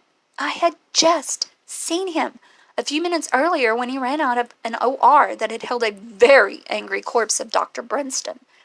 And here he lay, unconscious and ashen-faced, looking for all the world like a deflated balloon. A young nurse was the only other person in the room. What happened? I yelled in desperation. Don't know. The patient is monitorized and we're waiting for an ECG readout. BP is 10/6 and dropping. No external lacerations, no signs of internal bleeding or trauma. I grabbed my hair tightly and pulled. JD wasn't a patient. He was a person. And this suffering made no sense, just like Brunston's agony and death, or Myron's inexplicable auto-cannibalism. I wanted to scream, punch the wall, then curl up in the janitor's closet to eat 2 quarts of thrifty chocolate malted crunch ice cream in one sitting. So I closed my eyes, breathed out, and counted to 3. Compartmentalize. I opened my eyes and understood that a puzzle lay before me. What state was he found in? A janitor came across him lying unconscious on the ground just outside the front door. Have his vitals changed? Not in the past 3 minutes. Grab a ventilator filter and prepare for a possible intubation. Yes, doctor. I need to see if I can find beep, beep, beep. What's wrong? Patients experience ventricular fibrillation. Let's move. Defibrillator's ready, doctor. The first surge of electricity lifted his chest several inches from the table. I watched in horror as his mouth opened and his tongue flopped onto his cheek. That wasn't normal. The second jolt brought him nearly a foot into the air. His fingers danced and jittered before slowly coming to rest by his side, unnaturally straight. My blood chilled as his gray fingers periodically twitched as though seeking an invisible trigger. The nurse blanched. Patience not showing any cardiological signs. He's been shocked, doctor. I prepped the defibrillator once more, wondering what would happen with the third round. I was ready for anything. I was surprised. I sent 1,000 volts of electricity into JD's heart, and nothing happened. He didn't move. He didn't twitch. Suddenly, none of his vitals showed any signs of life at all. I called time of death on a colleague for the second time that night, 19 minutes after racing out of Dr. Scritt's office, and 13 minutes after beginning a fruitless attempt at CPR. I dismissed the nurse halfway through so that she might save some patient with a reasonable chance to postpone the inevitable. Once I had accepted defeat, I wiped away tears and snot as I stared down at JD's dead body. That's when he opened his eyes, and I opened my bladder. He had no pupils or irises, only a sea of sad whiteness spread between his lids, vacant and sad and so crushingly empty. His lifeless arm grabbed my wrist hard enough to send lightning bolts of pain through my shoulder. Slowly, his corpse sat up. "Ellie?" he whispered. His voice sounded weak and far away, like an echo coming up through a narrow cave. I tried to pull away, but he was just too strong. "Your brother Timmy is here in hell with me," I sobbed. "He wants you to know something," he continued in an unholy reverberation, staring through me with no eyes to focus. "He says that it's your fault he's here, and that if you ever loved him, you'll come down to burn with the rest of us. Every second hurts so much that he wishes he had never been born." He hissed at me. Then he fell to the table, once again quite dead. I pulled my arm from his cooling fingers and stumbled into the hallway. Tears were brewing like storm clouds, slow but thick and angry. I could sense the heavy, dewy heat and charged tension behind my eyes, and I could feel my breaking point drawing closer, inevitable and inexorable. I looked up and saw her across from me in the hallway. No one else was present. Dr. Scritt was staring me down like a rival at the OK Corral, and I knew that this moment needed to break something wide open so that its terrible seed could spread its unholy tendrils across the blurred lines that divided this hospital from my own thoughts. Tears and words poured involuntarily from my face. Sam Brunston, Myron Caldwell, Jim Dorian, and Cassie Endelman all died tonight, Dr. Scritt. What is going on at St. Francis? She drew her lips into a thin white line. "To be honest, I expected you to be first, Elia Phyllis." She folded her arms. I folded mine. "Rule 9, verbatim now." "The morgue must house at least 13 cadavers at all times," I responded without thinking. The ghost of a smirk brushed past her lips, which she quickly hid. Dr. Dorian did not respect his obligation when I needed him to rise to the occasion during Dr. Brunston's unwellness. This hospital can give life, Dr. Phyllis, and it can take it away, but never without meaning. Dr. Scrit took a deep breath. Unfortunately for Dr. Dorian, he chose to violate the rules when the morgue had only 12 residents. The crooked scales have a way of balancing themselves, and we never have the final judgment. I wanted to fire back, to tell her that she was incorrect, to explain all things she had overlooked because the world had jaded her inaccurate and unfair judgment. It felt very clear that she was maliciously wrong, but when I opened my mouth to speak, not a single word found its way out. Dr. Scrit nodded slowly. There are some things that we shouldn't see, but have to face. Are you ready? Yes, I snapped.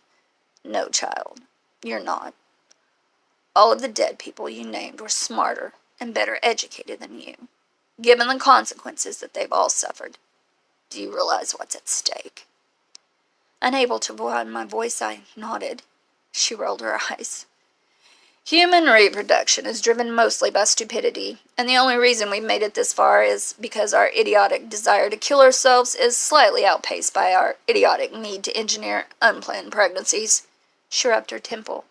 Now, if you're going to have an emotional breakdown, please make it happen now. It's kinder to send you out the door with broken dreams weighing down an inadequate mind than with a room-temperature body weighing down an overused gurney.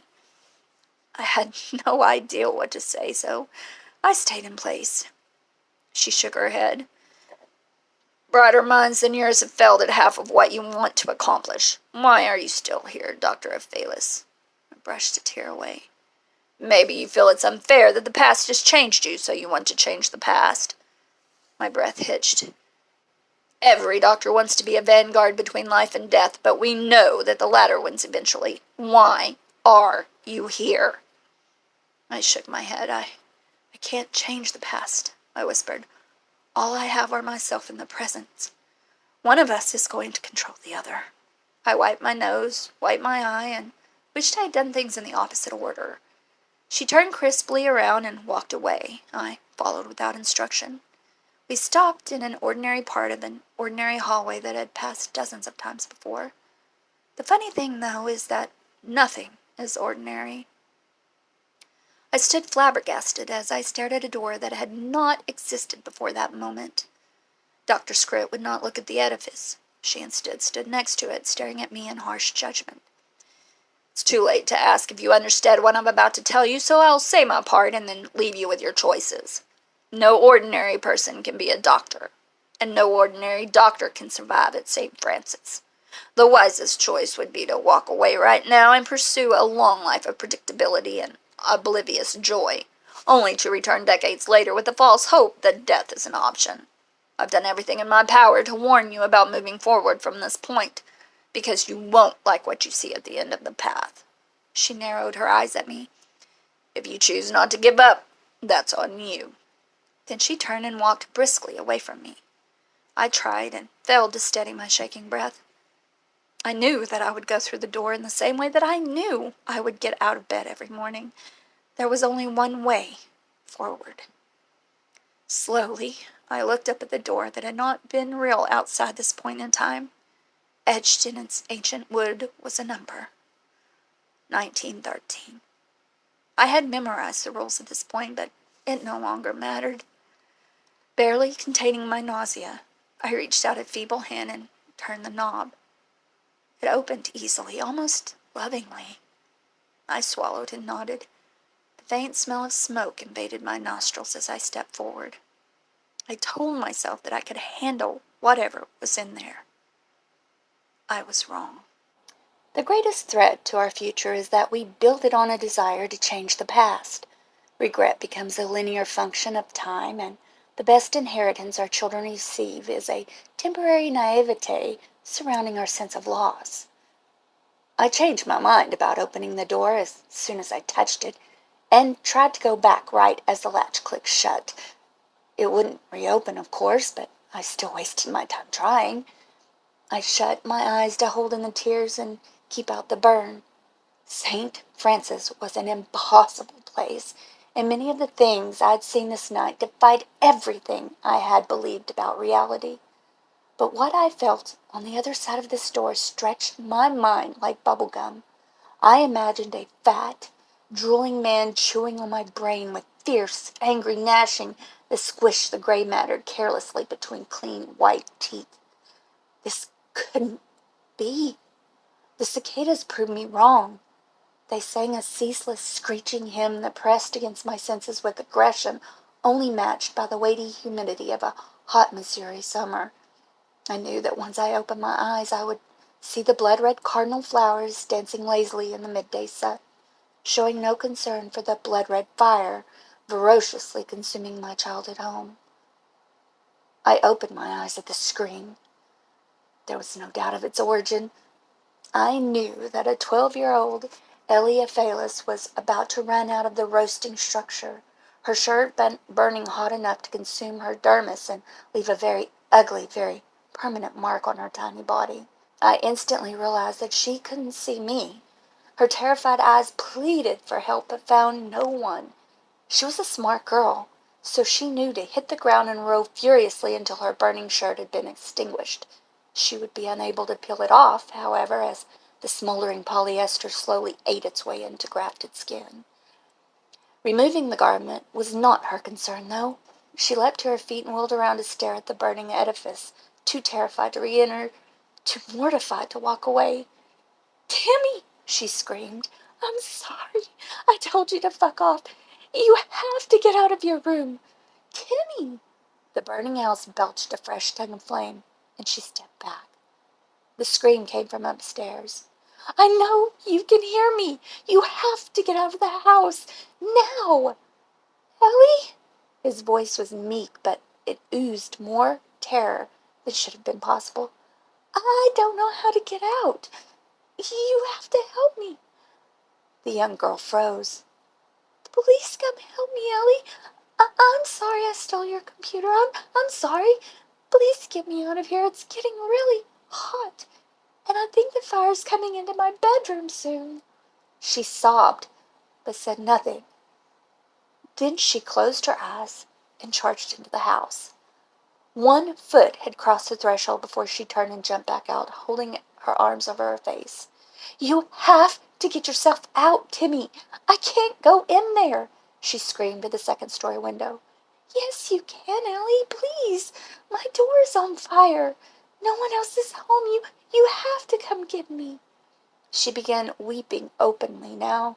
Deep, guttural sobs racked her frail body as she took several steps away from the house. "Timmy, you have to jump. I'm so sorry, but I can't help you. It's not that far to the ground." "I can't jump. I can't jump, Ellie. The fire's inside my room." "No." She doubled over, then stepped back further. "Please, jump." "You can go in the back door, Ellie. Go around the other side. My bed is on fire. It's too hot." Her jaw quivered. I can't go in the back door, Timmy," she responded in a much lower voice. "Yes, you can." "I'm too scared," she trailed off. "I'm burning, and it hurts." She crumpled to the ground and buried her face in her hands. Young Ellie stayed that way for a long time, but Timmy said nothing more. The north wing of the house collapsed just as firefighters arrived. The first engine was understaffed. No matter how many times they yelled at her, no one could spare a moment to physically pull the distraught girl away, so she watched as they subdued and then contained the fire. My brother's in the house," she whispered. They were professional firefighters, but not therapists, and they dove in to rescue him without a second thought for their own safety or her need for comfort. She grabbed the last one before he ran away from her. "Over there," she instructed in a barely audible voice as she pointed to the wreckage of the north wing. He responded without acknowledging her, racing to pull apart the smoking rubble of the boards and glass that she had once called home. "Johnny, Roy, call a fucking ambulance now." He threw aside the blackened wood of my broken house and stopped cold. Then he bent over and threw up. I wanted to tell the young girl to stop walking, to turn away and spend a life wondering how terrible death could be, instead of confirming that the worst of our assumptions is true. But I knew that she would not have listened to me, even if I had been able to influence this world. So she drifted onward, pushed less by curiosity than by the dreamlike state of obligation that drives the vast majority of every action we will ever take. I knew that sensations would hit her in stages. That's what roasting human meat smells like, followed by, I can hear him moaning, he's still alive. And right on its heels, I've never heard a person dying, but I'm certain that's what's unfolding before me. Then all at once came the visual. I found that I had been unconsciously following in her footsteps, as unable to turn away as it was impossible to affect the ghosts who didn't see me. She and I arrived at the firefighter simultaneously, both looking into the ruins of our life at the exact same destructive moment.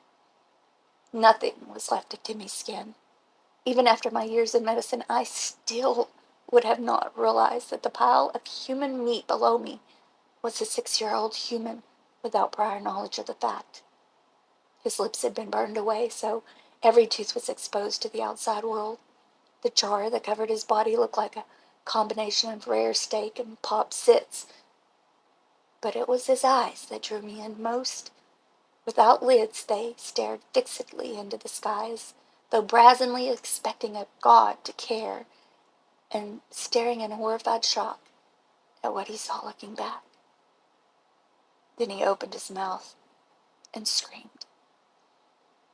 I was much quieter than the memory implanted on my 12-year-old mind. Looking back, I had always believed that it was a gale-strength holler, one that announced to anyone who doubted that I was thoroughly guilty.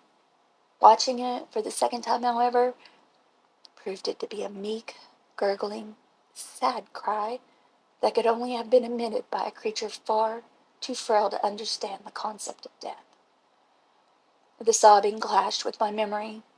I had pictured myself collapsing in a heap and moaning softly, utterly too broken to weep.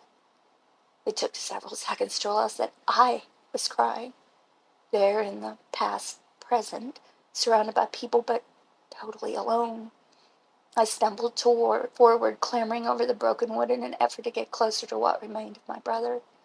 I don't know what drove my actions, but none of us knows what steers our purest motives. My foot caught on a stray board, and I landed face to face with his corpse. I heaved, but I had to speak. I'm sorry, I whispered to the memory. Every day since this one has been spent regretting what I failed to do. It's why I'm a doctor. The past doesn't go away. I drew in a shuddering breath. Please, just tell me that you love me, even as you hated me. I knew that he was dead, but did not understand the rules of the world beyond 1913, so I hoped. That hope was fulfilled when my brother rotated his head. For the first time, another person acknowledged my presence here. Go through the door, Ellie. I gasped and blinked. When I opened my eyes again, he was staring upward once more, very clearly dead. Had I imagined his instructions? How was I imagining everything? I turned to look back at the shattered little girl. She was curled into a ball, eyes wide open and mouth gasping like a fish, needing with all of her being to be held and loved by absolutely anyone, finding nothing.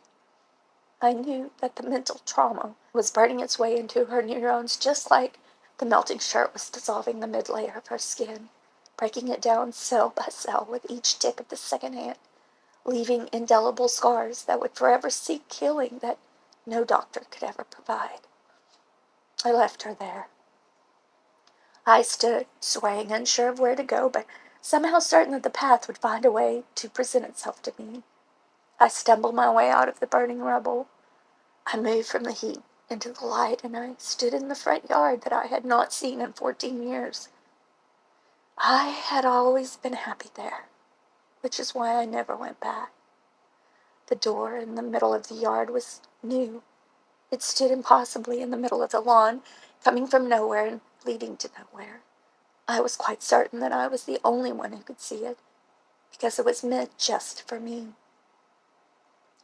I stumbled, I walked, and then I moved confidently toward the knob, grasping it, accepting that I was broken, but not completely so. I nodded to myself. Then I turned the handle, opened it wide, and stepped forward. I was met by the acrid smell of smoke. The whine of cicadas hit me next, followed by the thudding of the door as it closed behind me.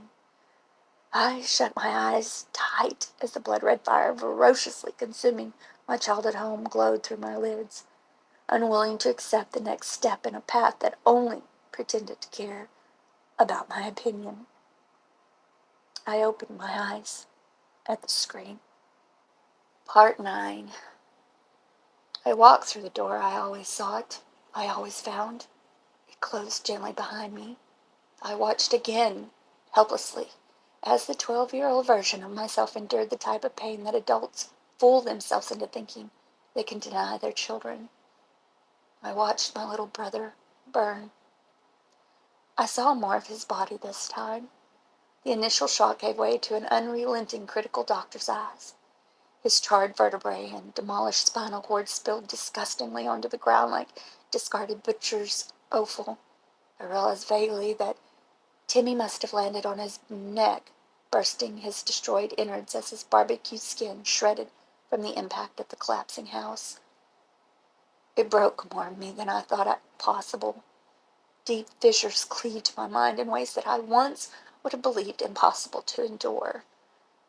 But I left the broken pieces of me on the road and found that I could travel lighter once there was less of me to carry. It was, to be honest, brutally efficient. In that moment, I understood how the world could change a person into a quintessential shit bitch.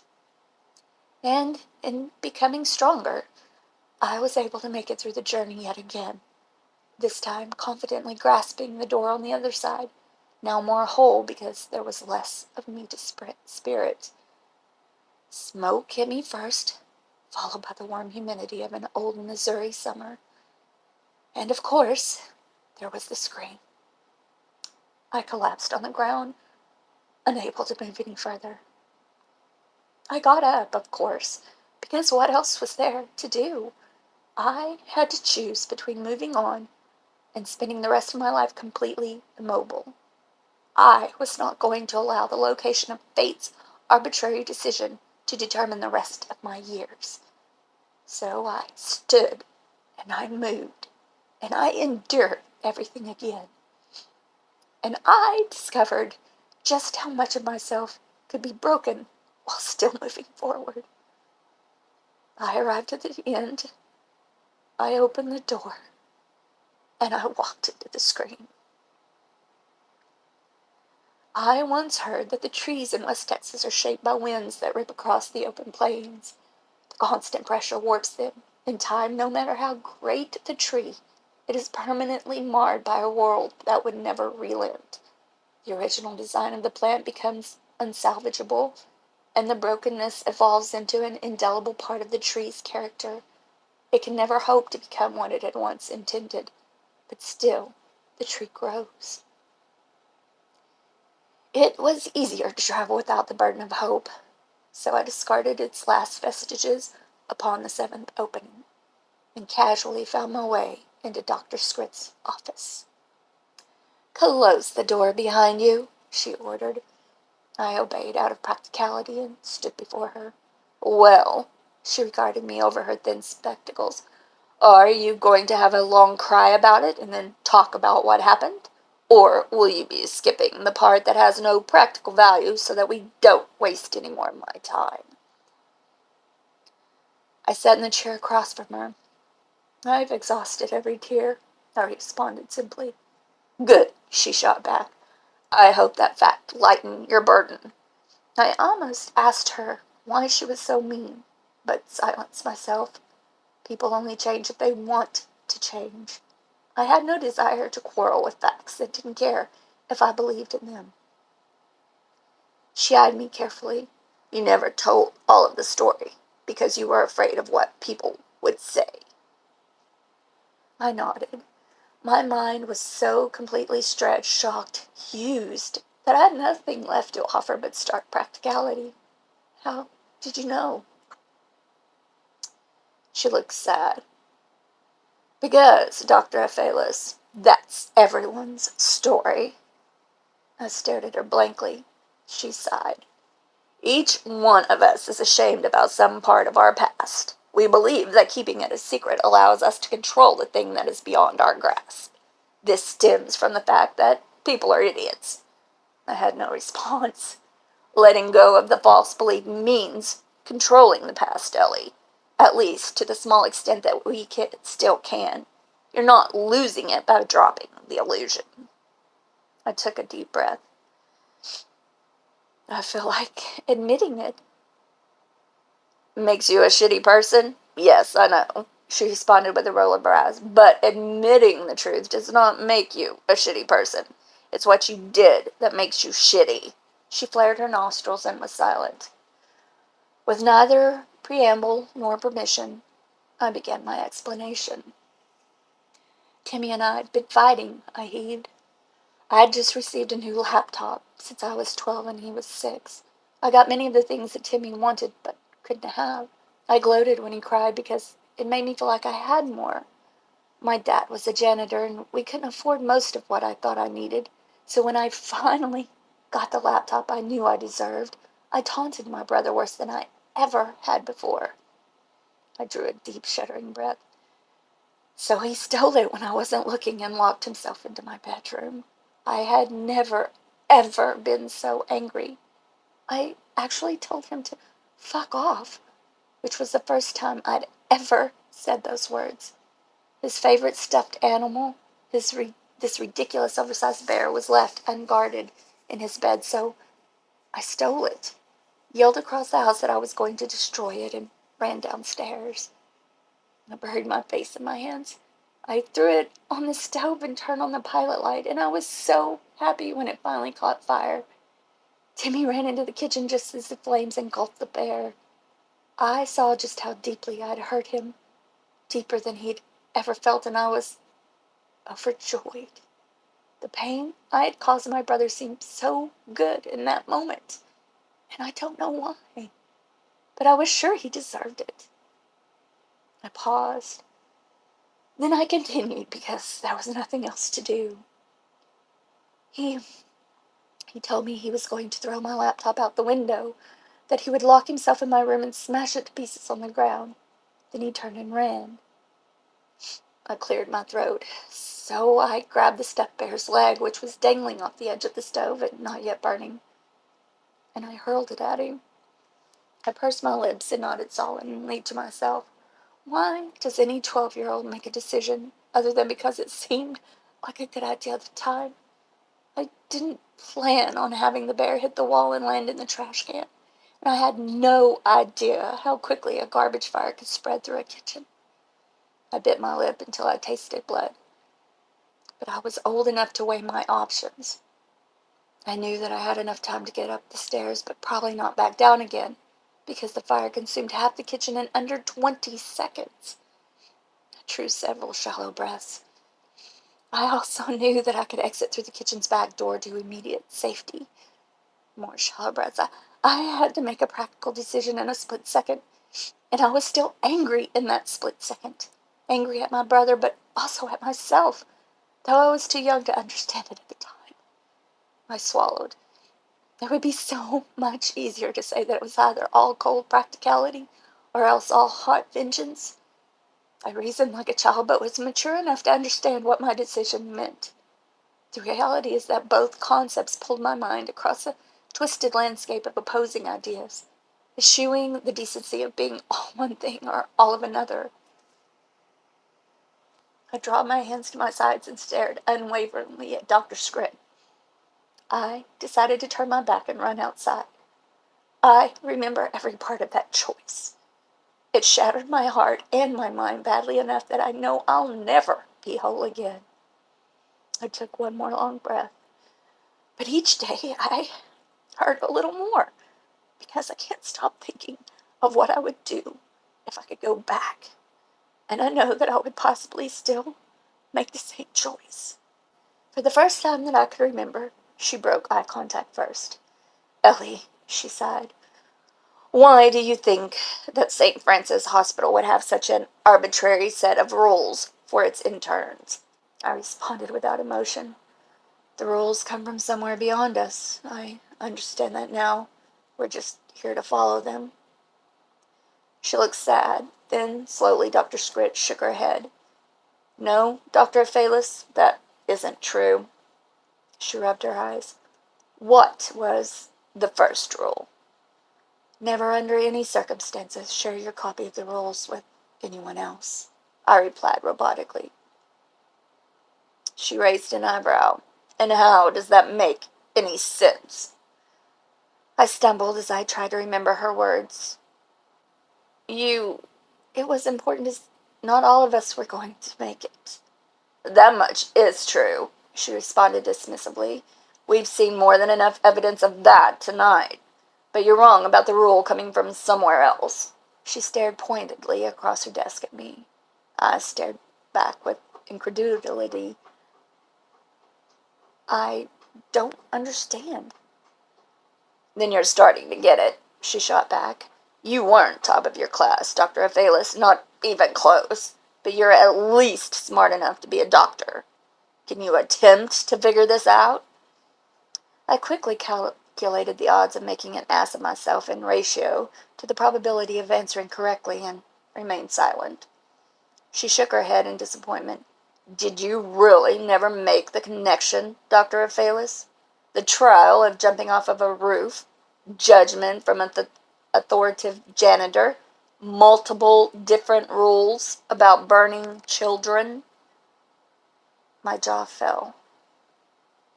The first rule prohibits the sharing of rules because no one has the same set. Each doctor is faced with his or her own list of restrictions, and most aren't up to the challenge. I struggled to find the words. Every rule is just for me? Dr. Scrimp removed her glasses. People think that this hospital wants to destroy them, when in reality each person is given every tool needed for survival, she snorted. It's impossible to stop most individuals' desire to kill themselves. I stared at her desk in shock. But Rule 4 wanted to tell me not to touch your Reese's peanut butter cups. She stared at me like I'd been caught masturbating in a fish tank. Because it's my favorite candy. I nodded slowly. Mine too. Dr. Scrimp placed the glasses back on her head. You're going to ask what this place is, she continued slowly. I've survived St. Francis far longer than most. That's why people expect me to tell them. She paused, choosing each of her next words very carefully. So, before you say that you want me to tell you the truth, you should understand this fact. Here she bored her eyes into mine, and this time it was me who turned away early. There are things that I can't know, and things that I don't know. Embracing these ideas as a strength instead of a weakness is the reason I've endured where others have not. We were quiet for some time. Can you see the individual rules on each doctor's papers? I asked suddenly. She smirked. No, but I can see what's written on their faces, which is the same thing. I don't get it, I responded honestly. She stared in disappointment. Do you remember when I reminded you of Rule 9? I thought back to our conversation just after Dr. Dorian had died. You told me that the morgue needed 13 cadavers at all times, I replied confidently. No, she shot back. You told me that. I acted like I had known the entire time, and you responded to my confidence. Each person's list of rules is their own battle to fight. To be blunt, I'd rather see the doctors fail themselves through inadequacy than see the patients suffer because someone was unable to live up to their own unearned arrogance. I blinked. I'd like to earn my arrogance, I said. Dr. Scritch smiled. The good news is that I think you might have the endurance to survive the unusually lengthy journey it would take for you to achieve earned arrogance. The door burst open before I could say anything more. I said nothing as a familiar janitor walked confidently into Dr. Scritt's office. For the first time, I heard him speak. 3 children have been dead for 119 minutes. 13 people are not in the morgue, and Dr. Fallar ignored me when I tried to stop him from stealing Dr. Grubb's list. Dr. Scritt stood, and I followed suit. Wait, Dr. Scritt, please. I looked at her in desperation. She gave me a look that told me I had 1/4 of a second to speak. Is this real? She looked away and walked around her desk. Death is real. Nothing else is guaranteed. Doctors are tasked with delaying the inevitable, embracing the fact that 100% of our efforts will eventually fail. I walked briskly after her as she followed the janitor out of her office. If death is the only real thing, then this life is the place where impossible things can happen. Stop doubting that fact. Now, grab the sulfuric acid. We're going to attempt to prevent your fellow interns from killing each other. Or any more patients. Part 10. It seemed obvious that someone was going to die. I ran down the hallway with Dr. Scritt and the janitor. I ran until my lungs told me to stop, and then I kept going. At some point, the janitor wasn't with us anymore. Or perhaps he was, but not physically. At any rate, only Dr. Scritt and I arrived at the room where Galt and Ballar were fighting. The latter had pinned the former to the ground. I recognized a familiar list clutched in Dr. Galt's hands. They each outweighed me by an easy 100 pounds. I stared at them and froze, realizing that I was powerless to stop them. Dr. Scritt, whose frame was essentially identical to mine, pushed past me. "Hey!" she screamed. "Cut that shit out!" "But he took my—" "No!" Then Dr. Scritt turned around and walked out the door. The 2 doctors did not react at first. Then Fallar slowly stood and backed away from Galt, who was shakily getting to his feet. I lifted my jaw back into place and turned to leave. "I still know what you did," came the whisper from behind me. I wheeled back around. Dr. Galt was staring incredulously at Dr. Fallar. "You're completely insane. You know that, right?" Fallar lunged, and the next several seconds blurred confusingly around me. Slowly, I realized that I had jumped between them to hold Dr. Fallar back. He was crying. "I didn't kill him 5 years ago, and I've been regretting it every day since." His face turned ashen as he struggled to find his next words. I turned to see Dr. Galt pressed against the wall, terrified. He was pudgy enough as it was, and all I could imagine was a scared-looking Pillsbury Doughboy with a trembling scrubs-covered gut. I rolled my eyes and faced Dr. Fallar. "Did you break a rule?" His eyes brimmed with tears. I understood that he was breaking, and it irritated the fuck out of me. I'd used shorter sentences, but my initial query had only 5 words, and English syntax prohibits me from dumbing it down any further. It came from my mouth as though someone else were speaking. I thought of the space between the doors, and wondered just how much of myself had been burned away. "I looked in room 825, he whispered. "I saw something from your past that triggered the ammonia smell that tells me your scrubs are going to go out with the trash," I snapped. "Listen," I continued in a more soothing voice. "Why don't you head to the break room and drink a nice warm cup of get the fuck over yourself? Then come back when you're ready to undertake the monumental task of executing your employment obligations without committing homicide?" He stared at me like an idiot. "Because if I can get over myself, anyone can." The words spilled like water flushing down a drain, leaving me empty but clean. I turned to see Dr. Scritt's reflection in a glass cabinet. She was smiling. 6 of us endured the first year. Fowler was among them. Galt was not. People, doctors, and ghosts came and went. Most carried a faulty sense of permanence about their own presence, shocked when the next turn of life's wheels replaced their carefully constructed niche with someone equally dispensable. I endured.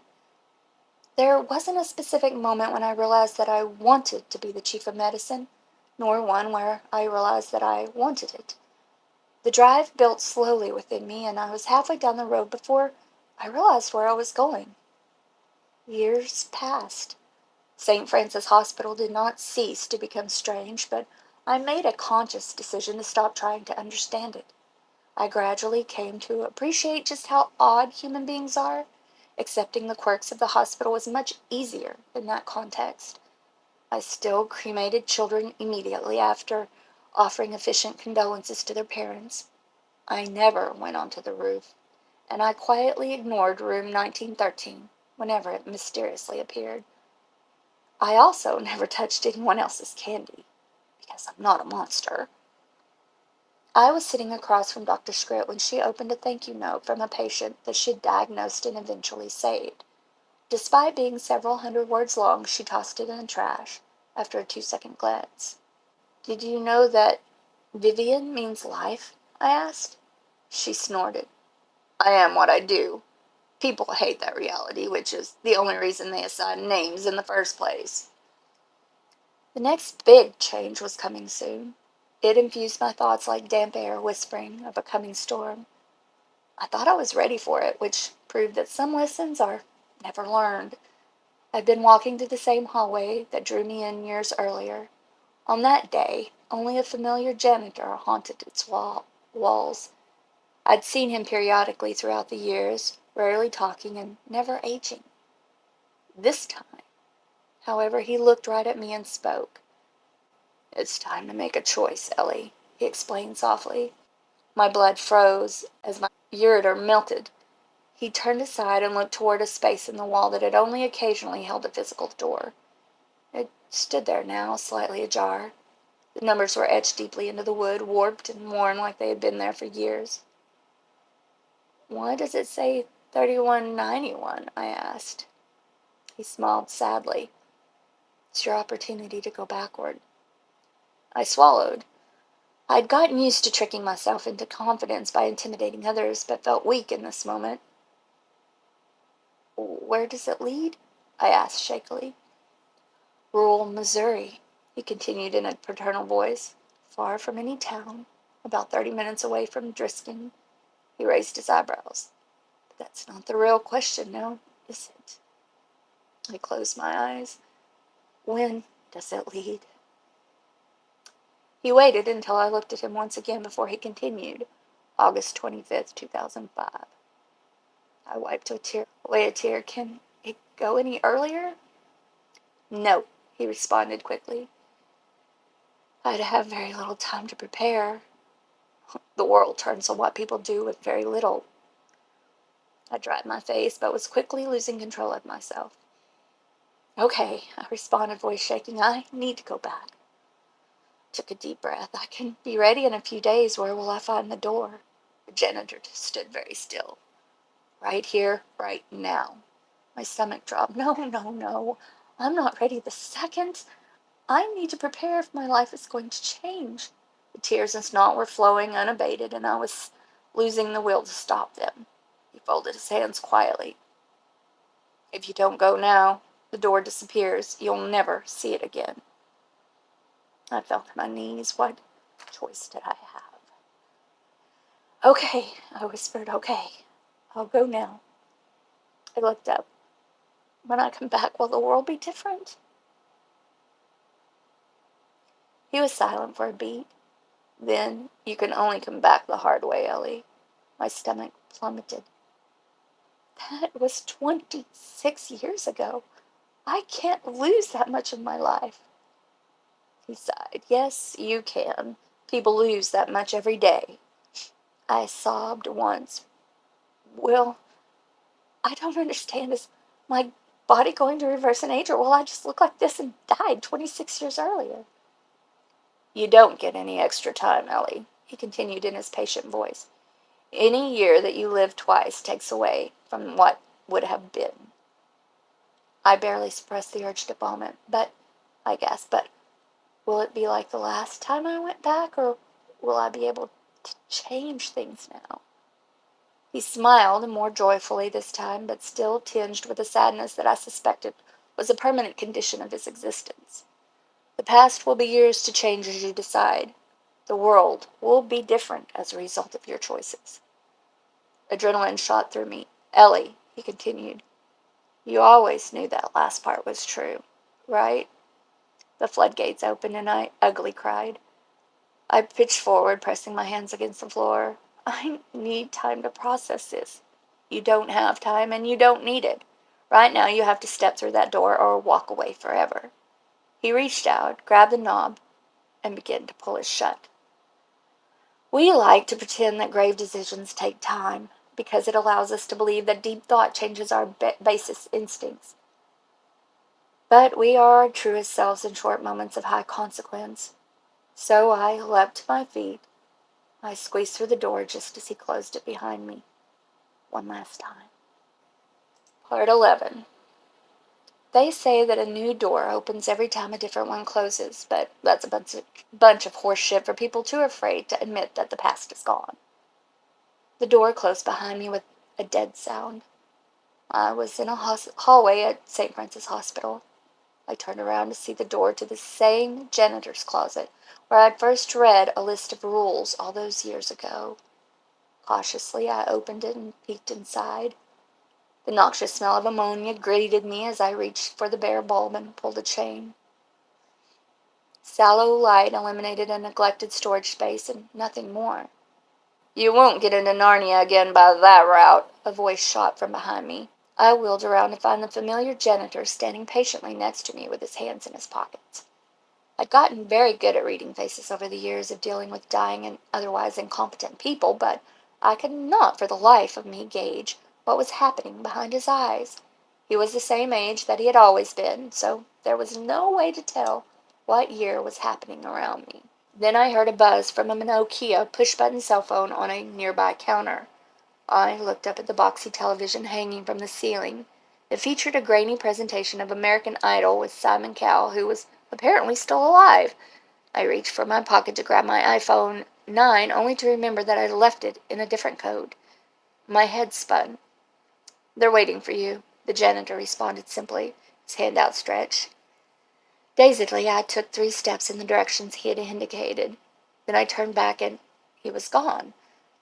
So I put one foot in front of the other, determined to keep moving until I figured out what the hell, or where the hell I was supposed to go. You're early, a voice called out. That's an auspicious beginning. I scanned the hall until I realized that I was approaching Dr. Scritt's office. The voice was coming from inside. I went through the door.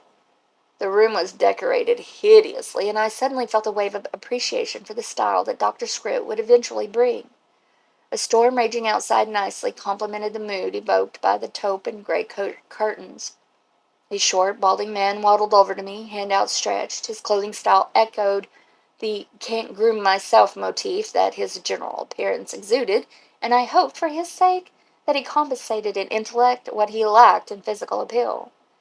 Jerry Ringwater, CFO, so pleased to meet you. The higher-ups have been foretelling your arrival for a while now. He grasped my hand with a small, clammy palm and shook vigorously. Between you and me, he muttered in a lower voice, I think it's about damn time St. Francis had a woman chief of medicine. He winked. I looked up to see half a dozen hospital administrators.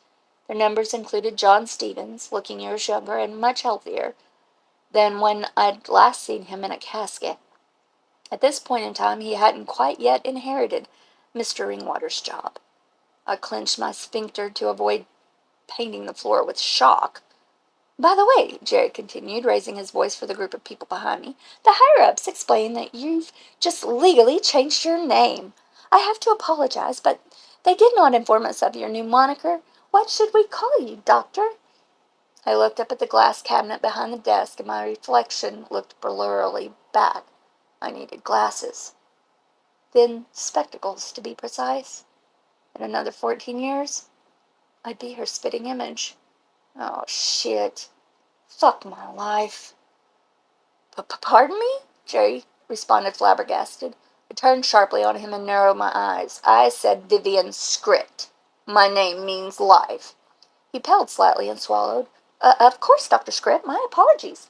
He took 2 small steps back from me. Would you like to meet Dr. Matthews, our chief of surgery? My mind was slowly wrapping itself around the new reality that was impossible yet omnipresent. Not one hidden wisp of the real world remained. I felt vertigo as I understood just how frail the gossamer strands of our existence truly are, and wondered whether dying is another way of admitting that we were never real. A sudden shock of urgency rocked through my aching head, and I had to reclench my sphincter. "Date!" I yelled, grabbing Jerry's flabby biceps, hard enough to make him wince. "What's the date today?" He stared at my hand, slack-jawed, and was unable to answer before John Stevens interrupted us. "Oh, Dr. Scritt, meet our chief of surgery, Dr. "I need you to come with me right now," shot a tall man in scrubs as he was rushing toward us, panic carved into his eyeballs. "Are you officially the chief of medicine?" I was about to look around the group for confirmation, but an invisible force turned my head away from them and made me step confidently forward. Jerry spoke up from behind me. "She's already on the clock, as are the rest of you. Thank you for showing yourselves out, ladies and gentlemen. Now, Dr. Matthews, I'm Dr. Vivian Scritt. Let's walk and talk." He had the essence of a man who eschewed dealing in bullshit. I liked this fact, but it increased my growing sense of panic, given how nervous he was. "Doctor, I've never seen anything like it. 19 minutes ago, a school bus rolled down an embankment. At least 13 deaths have been confirmed. The storm has shut down half the roads in Charleston. At least 6 of my surgeons are unable to find a way to get to the hospital." "You're giving me a school bus full of dead children on my first day as chief of medicine?" I asked a very pale Dr. Matthews. "Well, no, most of them are, well, they're alive for the moment, Dr. Scritt." I closed my eyes and allowed the lightning bolt of a pre-migraine to tear through my head unabated, lapping at the frayed gray matter of my skull like a cat teasing every drop of milk from the depths of his bowl with a sandpapery tongue for 3 seconds. Then I breathed out calmly, accepting and embracing the lingering pain as a part of my psyche that would propel me forward. "How far out are the first ambulances?" Dr. Matthews swallowed. "They should be at St. Francis within 4 minutes. The same flood that washed out the bus has shut down the Interstate 77 bridge over the Elk River, so are you telling me that Charleston area medical can't take any of the kids?" Well, that's kind of exactly what I'm saying." My headache enriched. "How many surgeries are we going to need to perform?" I asked politely. He winced. "We're anticipating 12. 12? The storm is terrible. Why the hell was the school bus out in the... Never mind. Let's get this circus tent pitched. We're very understaffed for this shit, and you don't have nearly enough pediatric surgeons on a good day." I sighed deeply and ran the numbers in my head. "Looks like a couple of interns are about to experience their first solo procedures." He nodded, turned, and raced down the hallway. I knew, of course, where this road was headed, and I was determined that this time would be different. My mind was still reeling from the fact that my life had completely turned upside down, but I pushed the thoughts to the recesses of my mind. That ability is crucial in a hospital. I had a bus full of dying children to think about. I needed to be confident in the abilities of Dr. Vivian Scritt. I didn't know whether that confidence came from the outside world or if I generated it myself and put out for all to see. I was pretty sure that both opposing ideals were true at the same time, and that simply believing made the ideal real enough to have faith in it. My head spun. I shouted at the surgical team. "We don't have enough operating rooms in this pediatric surgical unit. These kids don't have enough doctors for everyone to get a surgeon, and I don't have enough patients to put up with any donkey shit. I'm Dr. Scritt, and you work for me now. Dr. Matthews, how many surgeons do we have ready to go?" His head jerked to attention like it was caught on a fishing line, and I felt a surge of strength at the fear I could feel radiating from him. "9, and 10 if you take a patient yourself. Dr. Scritt." He cleared his throat. "I've got 4 nurses scrambling to make calls, but it's not looking good. Most of the streets are completely flooded, and everyone who's attempted to drive here has gotten us stranded. We tried contacting everyone we can, but the storm knocked the landing phones out, and it's crippling our cell reception. We admittedly are caught off guard. It's really a freak storm for August." "Well, I stopped short. "What's the date?" I whispered to him. "It's the Thursday, August 25th. Vertigo hit me so hard that it felt like my asshole was turning inside out. "Excuse me?" I dashed out of the room and headed down the hallway. Before I could make it back into my office, I dove into a familiar janitor's closet. I wanted to cry, but I was shaking too much. I looked down at my watch. My childhood home was going to burn down in an hour. My brother was still alive. Thoughts flitted independently across my brain like 15 border collies on crack. They need me now. Timmy needs me now. The landlines are out. I'm needed in surgery. Someone is going to die. Is it going to be my fault? You have 5 seconds to keep shaking and feeling sorry for yourself before you go out the door and decide whose life changes forever. I didn't think I could do it. Then I opened the door and walked outside. Dr. Matthews, it seems we're at least 2 surgeons short. How can you help me out? He looked at me steadily, but still with that hint of fear. I fed on it. Well, it's not ideal, but I think that we'll have to put some interns on solo procedures, he winced. My stomach turned to clay. Who do you have in mind? Doctors Yangston and Branning have been doing very well. I closed my eyes. Who else do you have? He wouldn't speak until I looked him straight in the eye. Dr. Scritt, I don't know how they do things where you come from, but it's not customary for first-year interns to.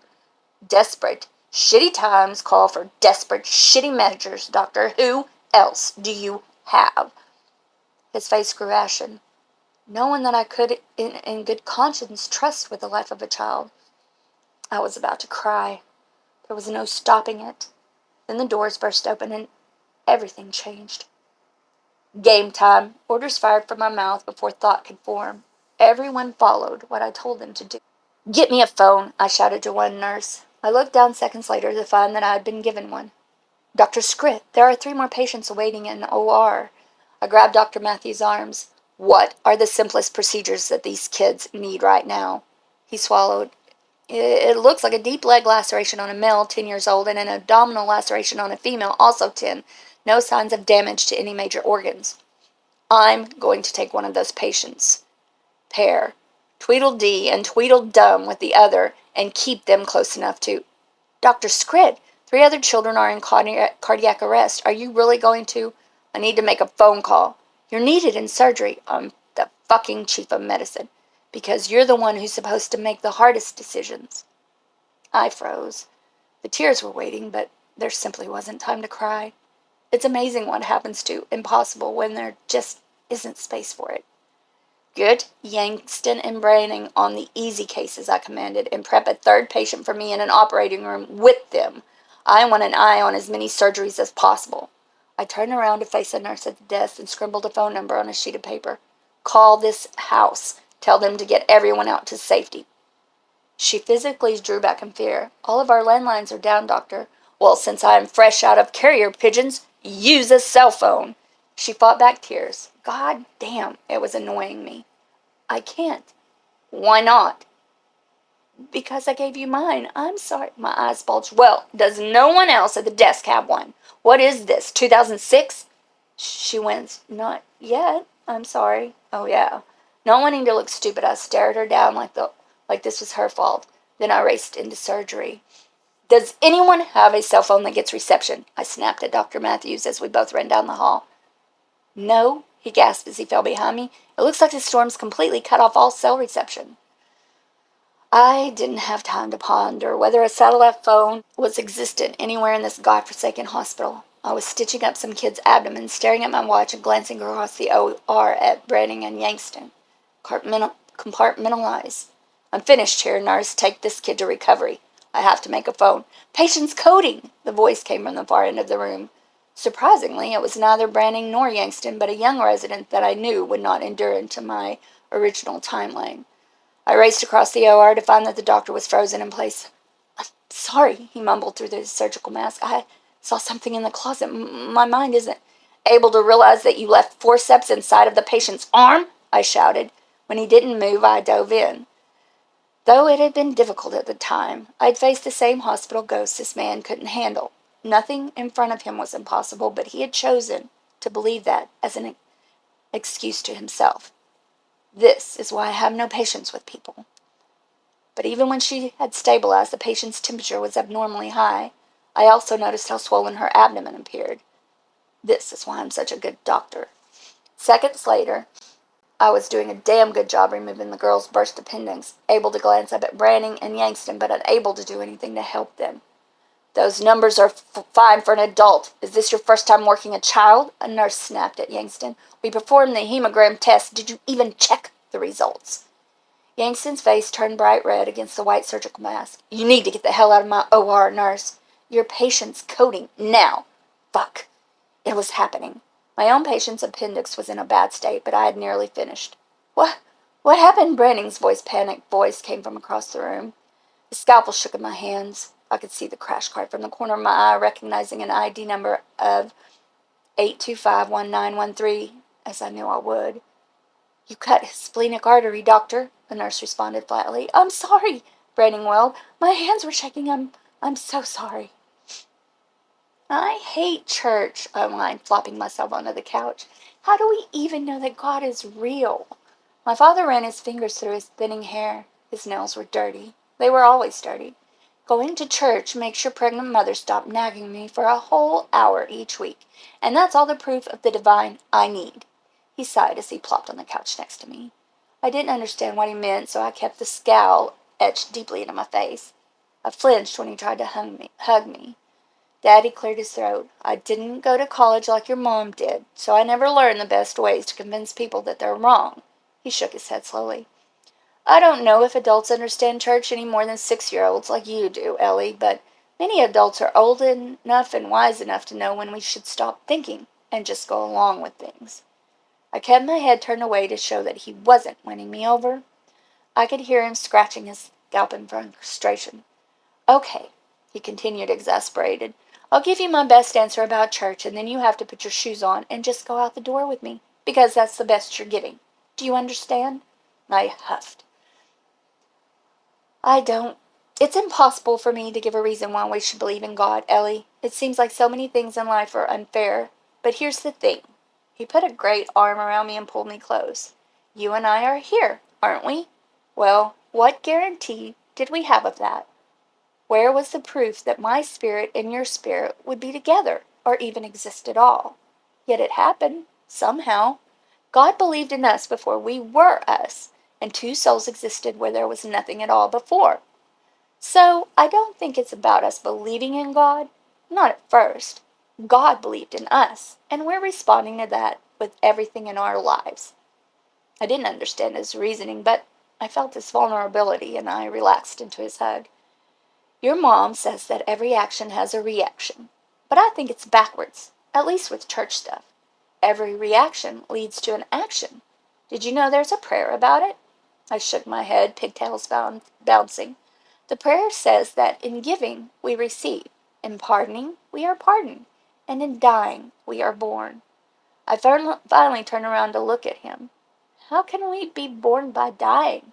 Isn't dying the end of all things? His face moved around in funny ways that I did not understand. I don't think dying is the end. Did you know that every single person you've ever met is changed because of you? And everyone they meet is different because of them. The entire world exists in just this way, at this moment, because of everyone who ever lived and died. Remember what I told you about the trees in West Texas? You don't stop affecting people after death, Ellie. I squirmed. So all dead people are ghosts that stay with us for the rest of our lives? Oh, my little Ellie bean. I don't see any other explanation. I stared at him with the kind of awe that only a child can have for their parents. So, who taught us to talk backwards to God? Where did that prayer come from? He furrowed his eyebrows and scratched his chin. I believe, Ellie, that it's called the prayer of St. Francis. I could feel my mind breaking when my patient started coding. She was the only one that time hadn't promised to take from me, and apparently that hope existed just to string me along. I breathed deeply, stopped trying to understand time itself, and focused on what was causing this girl's heart to fail. She was losing more blood than made sense for an appendectomy. What was wrong? Forceps. The damn resident must have damaged her arm during his panic procedure. Now she was hemorrhaging, possibly from her brachial artery. She was bleeding from two places at once, and it would take a miracle to manage both issues at the same time. Since I didn't believe in miracles, though, I'd have to rely on myself, and I'm a damn good doctor. I was stitching her up just in time to settle back into the outside world. Dr. Yangston was staring in frozen shock at the dead child below him, while a nurse held Dr. Branning steady as he sobbed over his own failure. Below me, the girl's heart monitor beat steadily. You have to give yourself room for forgiveness, Dr. Branning. Tell me. that you hear me." He rolled his red-rimmed eyes all over the hallway, looking at everything for me. "Tell me that you hear me. It's a simple request mastered by children who have yet to figure out the fine art of toilet language, Dr. Branning." He slowly focused on me. "I think I need to go be alone," he muttered distractedly. I knew how this story ended. "I know that you're in a bad place, but I cannot monitor you every second. You need to take responsibility for self-care first, Dr. Branning. You need to avoid being alone for the next day." He finally found my eyes. "You're right, Dr. Scrid. I'm responsible for myself. It's all on me. All of it," he deflated. "You can't hold me back forever. Please let me go." I wanted to shake him, scream at him, tell him that I knew what he was about to do. Most of all, I wanted to smack the shit out of him. But he was right. I couldn't hold him back forever. I checked his pockets for illicit pills, but found none. What more could I do? I had a phone call to make. "Dr. Branning, I want you to remember something," I commanded with a note of finality. He looked at me forlornly. "If you insist on being so damn melancholy over the things you can't change, then step up and take responsibility for things that you can." Then I turned and ran. I pulled out the cell phone and attempted to dial while moving at top speed. The call went through, and no one picked up. "You've reached the Byflesdeciple home," but we were gone. I screeched to a halt in front of a familiar-looking janitor emerging from a well-used closet. He held up a gentle hand with dirty fingernails, indicated that I needed to stop. I obeyed.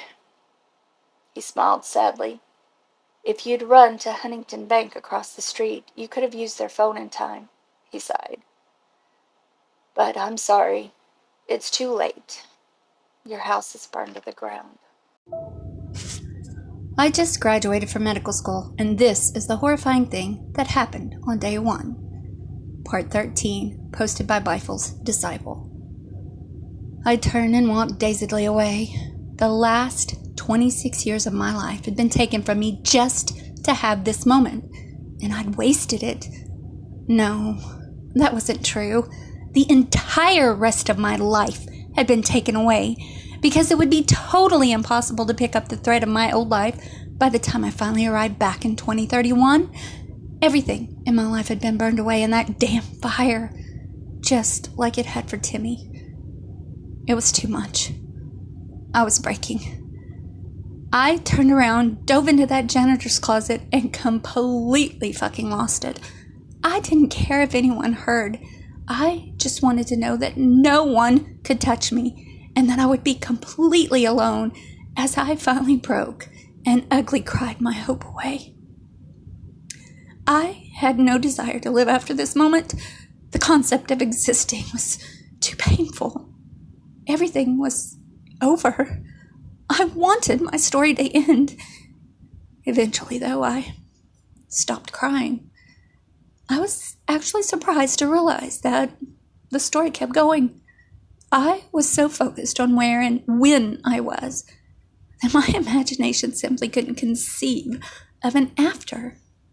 So I assumed that there was none. Time, it seems, did not care for what I thought. So, with nothing else in my script, I stood up, walked out the door, and continued to be the chief of medicine. "Your doctors suck ass," the little girl explained as I checked her bandages. Your language sucks ass, young lady," I replied as I replaced the gauze. It was healing perfectly. I had been the one who'd removed her appendix. Of course it was faultless. "Well, why the hell did he leave forceps in me then? I'm only 12 years old, and even I know that. There was no reason to use that kind of equipment when my arm was just cut." I raised an eyebrow. Something about her frizzy hair, dark brown eyes, and edginess seemed so familiar. "So you think you could do a better job in my operating room, kid?" She shrugged. "The bar's pretty low." I snorted. "You survived a burst appendix. You're welcome." The girl nodded flippantly. "Yeah, but that's your job? A better job would have been to notice the problem before it got so bad in the first place." I dropped my hands to my hips, exasperated. You think you've got this figured out? Yeah, she responded casually. Well, one day I will. You want to be a doctor? I shot back. Maybe, she answered, staring at her arm instead of at me. But probably a nurse. Doctors are just nurses who get tired of having their hands dirty. I chuckled for the first time in recent memory, then looked down and read her chart once more. I stared back at her. Lydia? That's my name. The same information has been on your page this entire time, she responded. See? That's what I mean. You have to pay attention to what's happening before time runs out. I resolved to be kind to myself when she appeared in 2019. Young Ellie had been through a lot. I saw her for the first time when she was eating lunch with the other new recruits. I had thought the moment would be a transcendental experience, but all I could focus on was how badly I missed being able to glide across the room without cracking my hips. She sat down next to Dr. Myron Caldwell, who quickly grabbed her sandwich, took a bite, and placed it out of reach. Ellie's face fell. Then she stood up, walked around the table, and picked up her own food. Dr. Caldwell called over Dr. Hassenfuss, who was easily the most attractive of the new class, and motioned for her to sit beside him. Ellie turned around to find that her seat had been taken. She wiped her eye, then sat down at a different table to finish her sandwich, entirely alone. My stomach dropped. What a fucking wuss. I'd entirely forgotten about that moment and felt as though I was watching a stranger. Was this really the class of 2019? I'd worked wonders with idiots before, but there was a limit, even for doctors as good as me. How was I supposed to inspire this class? I can mold clay, but I can't mold shit. And what was I going to do with Ellie? I don't have time to get to know you, I explained to the assembled group. So make yourselves stand out in some noteworthy way, and I won't have to stress about it. See, I could be warm and supportive. I looked around at my noble crew. Dr. Falar had an entire knuckle up his nostril. Dr. Brunston was chuckling to himself and ignoring me, and Dr. Caldwell reached out to pinch Dr. Hassenfuss's ass. She squeaked, turned red, and grinned at him. For fuck's sake. We had just come out of pediatric surgery, and the slapdick squad was acting like the job stopped when they clocked out. I huffed. These folks and the patients they were half a suture away from killing were lucky to have my nurturing guidance. 19 of you start today, and we've got a pool going with bets on how long each of you will last. I snapped to grab their attention. Don't feel any pressure, folks. I've talked with each of you in private, and my expectations are very low. I stifled a grin as I looked over my shocked charges, snorted, then turned around to walk away. They hesitated. My stomach dropped as I realized that they had no sense of respect. God damn, things needed to improve quickly. You should know when to follow me and when to stay away, because I'm not going to waste time explaining what you should figure out on your own, I called to them. They quickly got up. As we rounded a corner, I turned around to see Ellie get elbowed to the back of the line. She accepted the abuse willingly. It was very clear that she was not close to any path that led to being the chief of medicine. She barely looked able to handle being a doctor. St. Francis was going to crush this weak little butterfly by week's end. My hand shook. Was this girl going to disrupt space-time because she couldn't deal with human interaction? My mind was racing. I never played favorite. But the years at St. Francis had taught me to accept whatever message the hospital was sending my way. It expected things from me, but gave me tools in return. I just hadn't thought about how badly I would need them on day one. Hell, the list of rules phenomenon was something I didn't even think about until a few people had dropped out. On some random day each year, the mysterious stack of papers would show up at my desk. I knew not to look at them. I would simply gather them up, hand them out, knowing that each list would manifest itself to the right person. I'd nearly forgotten that they had showed up so soon in 2019. But in that moment, as I was walking down the hallway, I felt my pocket suddenly grow heavy with a stack of paper. Wordlessly, I grabbed the sheets and sent them behind me.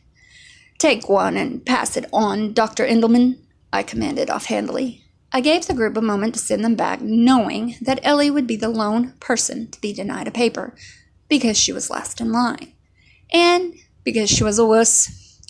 "You should have the list of expectations for St. Francis," I explained as I walked on, not needing to glance rearward to know that Ellie would be panicking. "I printed 18 sets of rules so that you would have to challenge one another for them, knowing that one of you would be left behind." It was harsh, even for me, but I knew what Ellie was capable of, so I had to bitch slap the weakness out of her right now. "If you cannot follow these rules, there will be no place for you in this hospital. It most likely means that you are unsuited to be a doctor and should consider a profession that demands a weaker mental aptitude." I stopped and turned around as though I was interested in the group, but only needed to watch Ellie. I'd observed the rest long ago, and the person we see least is ourselves. I saw sadness in her. One more tiny crack emerged in the kaleidoscope of fissures that spiderwebbed across my mind as I felt Timmy residing subconsciously in the back of her thoughts. "Compartmentalize. And if you think that I'm the type to give second chances after a mistake, you're woefully underprepared for the world of medicine." I looked at each one in turn, hoping that my lesson had landed. Ellie still looked petrified. Dr. Falar was still spelunking for that stubborn booger. Why do so many slapdicks want to be professionals? Shoveling elephant poop at the zoo is a perfectly necessary profession, and life would be so much easier if people had the decency to be honest about the future they plan for themselves. I waited for them to show some sort of initiative. Caldwell, though a douche, had at least been top 10 of his class at Johns Hopkins. Were all of them going to stare at me in mindless nihilism? Behind me, several unattended heart rate monitors beat for attention. "Well," I shot out in exasperation, "why are you standing here? People are dying. Get to work." I didn't feel bad when Dr. Caldwell screamed. The hospital had simply purged one person in exchange for sparing those he would have killed in the years ahead due to his inadequacy. I watched the scene unfold from across the hall. Dr. Matthews looked terrified as he raced into the room, but the familiar janitor nodded calmly as he swept past me and closed the door behind me. Dr. Caldwell was going to die.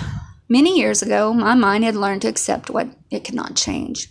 My heart was slower to adapt, but it became more calloused every day. I didn't follow the janitor as he opened the door and whisked Dr. Caldwell away on a gurney. Instead, I focused my efforts on Ellie as she walked out of the room a few minutes later, thinking that she was being subtle. Of course, her bright red face was about as subtle as a sledgehammer to the testicles. She was way, way outside of her comfort zone. I smiled. Part 14. Time travel is the most baffling thing until it's replaced by an even stranger reality. You learn to accept it, as people learn to accept all everyday miracles until the fantastic so thoroughly pervades our lives that it finally becomes mundane. Humans did the exact same thing the day after the airplane, the rocket ship, and the smartphone were finally unleashed upon an unsuspecting species. They got up and went to work just like every other day. So did I. And so did the younger version of myself. At least she was trying to seem like she'd been working before I found her hiding in the closet, reading a list of stolen rules and looking guiltier than a teenage boy who'd been caught fucking a stuffed teddy bear. "Dr. Aphalis," I interrupted, barely hiding my grin. "I'm shocked."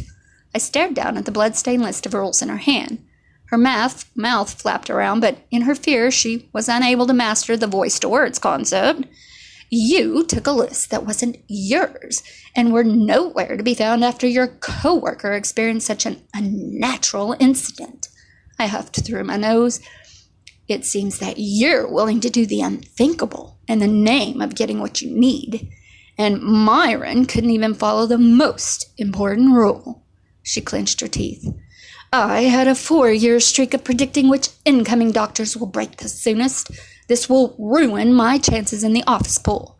She bought the story because it was very easy to lie to her, and I had to turn around before she saw me break into a full smile. Get to work, doctor. You've got 3 hours left on your shift, and those symptoms aren't going to Google themselves. I learned early on that surgery hurts, but it heals. This poor girl was plagued by a paralyzing case of self-doubt, and there was no anesthesia that could be applied during its removal. But that girl needed all the confidence she could get if she wanted to survive the years ahead, and I cared too much to hold back the best treatment, even if the short-term cost felt scary. I considered our little conversation to be a win. Besides, she would get over it. I was certain. Years passed. Each day I heard a little more, because I can't stop thinking of what I would do if I could go back, and I know that I would probably still make the same choice. That was the moment. I could feel one of the largest remaining pieces of my charred heart fissure and fall away. I turned aside because I could not afford to let her see my brokenness. Not now. Not after everything. Ellie, I sighed. Why do you think that St. Francis Hospital would have such an arbitrary set of rules for its interns? The rules come from somewhere beyond us? She deadpanned. I understand that now. We're just here to follow them. This girl had come a long way. I was the one now half a breath from tears. I shook my head as a distraction. No, Dr. Byflesdeciple, that isn't true. I wiped my eyes, desperate for self-control. What was the first rule? Her response was emotionless. Never, under any circumstances, share your copy of the rules with anyone else. Calm and focused once more, I stared right at her and raised an eyebrow.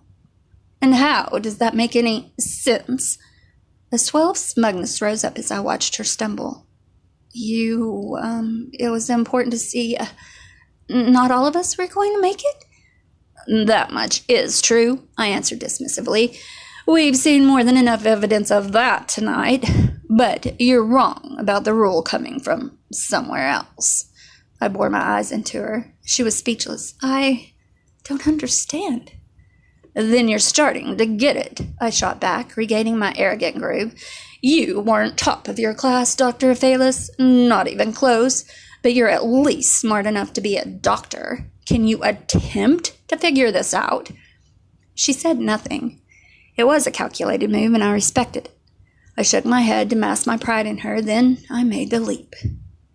Did you really never make the connections, Dr. Byflesdeciple? The trial of jumping off of a roof, judgment from an authoritative janitor, multiple different rules about burning children. Her jaw fell. The first rule prohibits the sharing of rules, because no one has the same set. Each doctor is faced with his or her own list of restrictions, and most aren't up to the challenge. Her mouth opened and closed 3 times before she could conjure a response. Every rule is just for me? I took off my glasses and bore my eyes into her. People think that this hospital wants to destroy them, when in reality, each person is given every tool needed for survival. I snorted. It's impossible to stop most individuals' desire to kill themselves. She attempted and failed to connect the dots. But, Rule 4, why did it tell me not to touch your Reese's peanut butter cups? She almost figured it out. Almost. But still, I hid the truth. Because it's my favorite candy. She nodded slowly.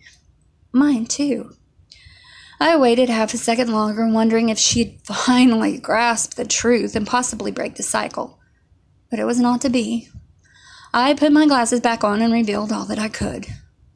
You're going to ask what this place is. I've survived St. Francis far longer than most. That's why people expect me to tell them. I waited, choosing each of my next words very carefully. So, before you say that you want me to tell you the truth, you should understand this fact. I stared her down until she was finally turning away from me again. It's important for me to have the upper hand. There are things that I can't know and things that I don't know. Embracing these ideals as a strength instead of a weakness is the reason I've endured where others have not. The silence meant that she only understood all of some of what I had said, none of some of it, and only some of all of it. Such is the condition of being an enlightened physician. Can you see the individual rules on each doctor's paper? She asked, breaking the silence. I smiled. It was true that other doctors had their own mysterious list of rules, but she still didn't get it. No, but I can see what's written on their faces, which is the same thing. I don't get it, she answered flatly. I sighed in disappointment, throwing her one more bone.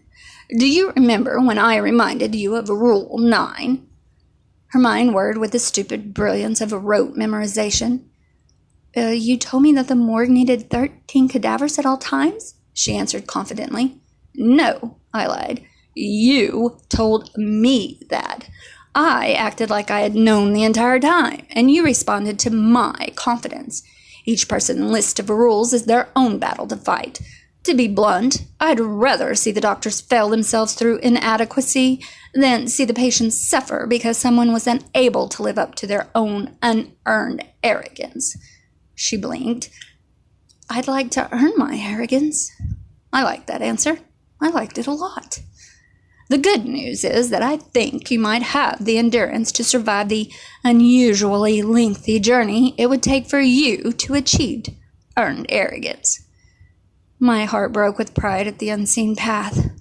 Then the door burst open with an unplanned emergency that defines a physician's everyday schedule, and we moved on.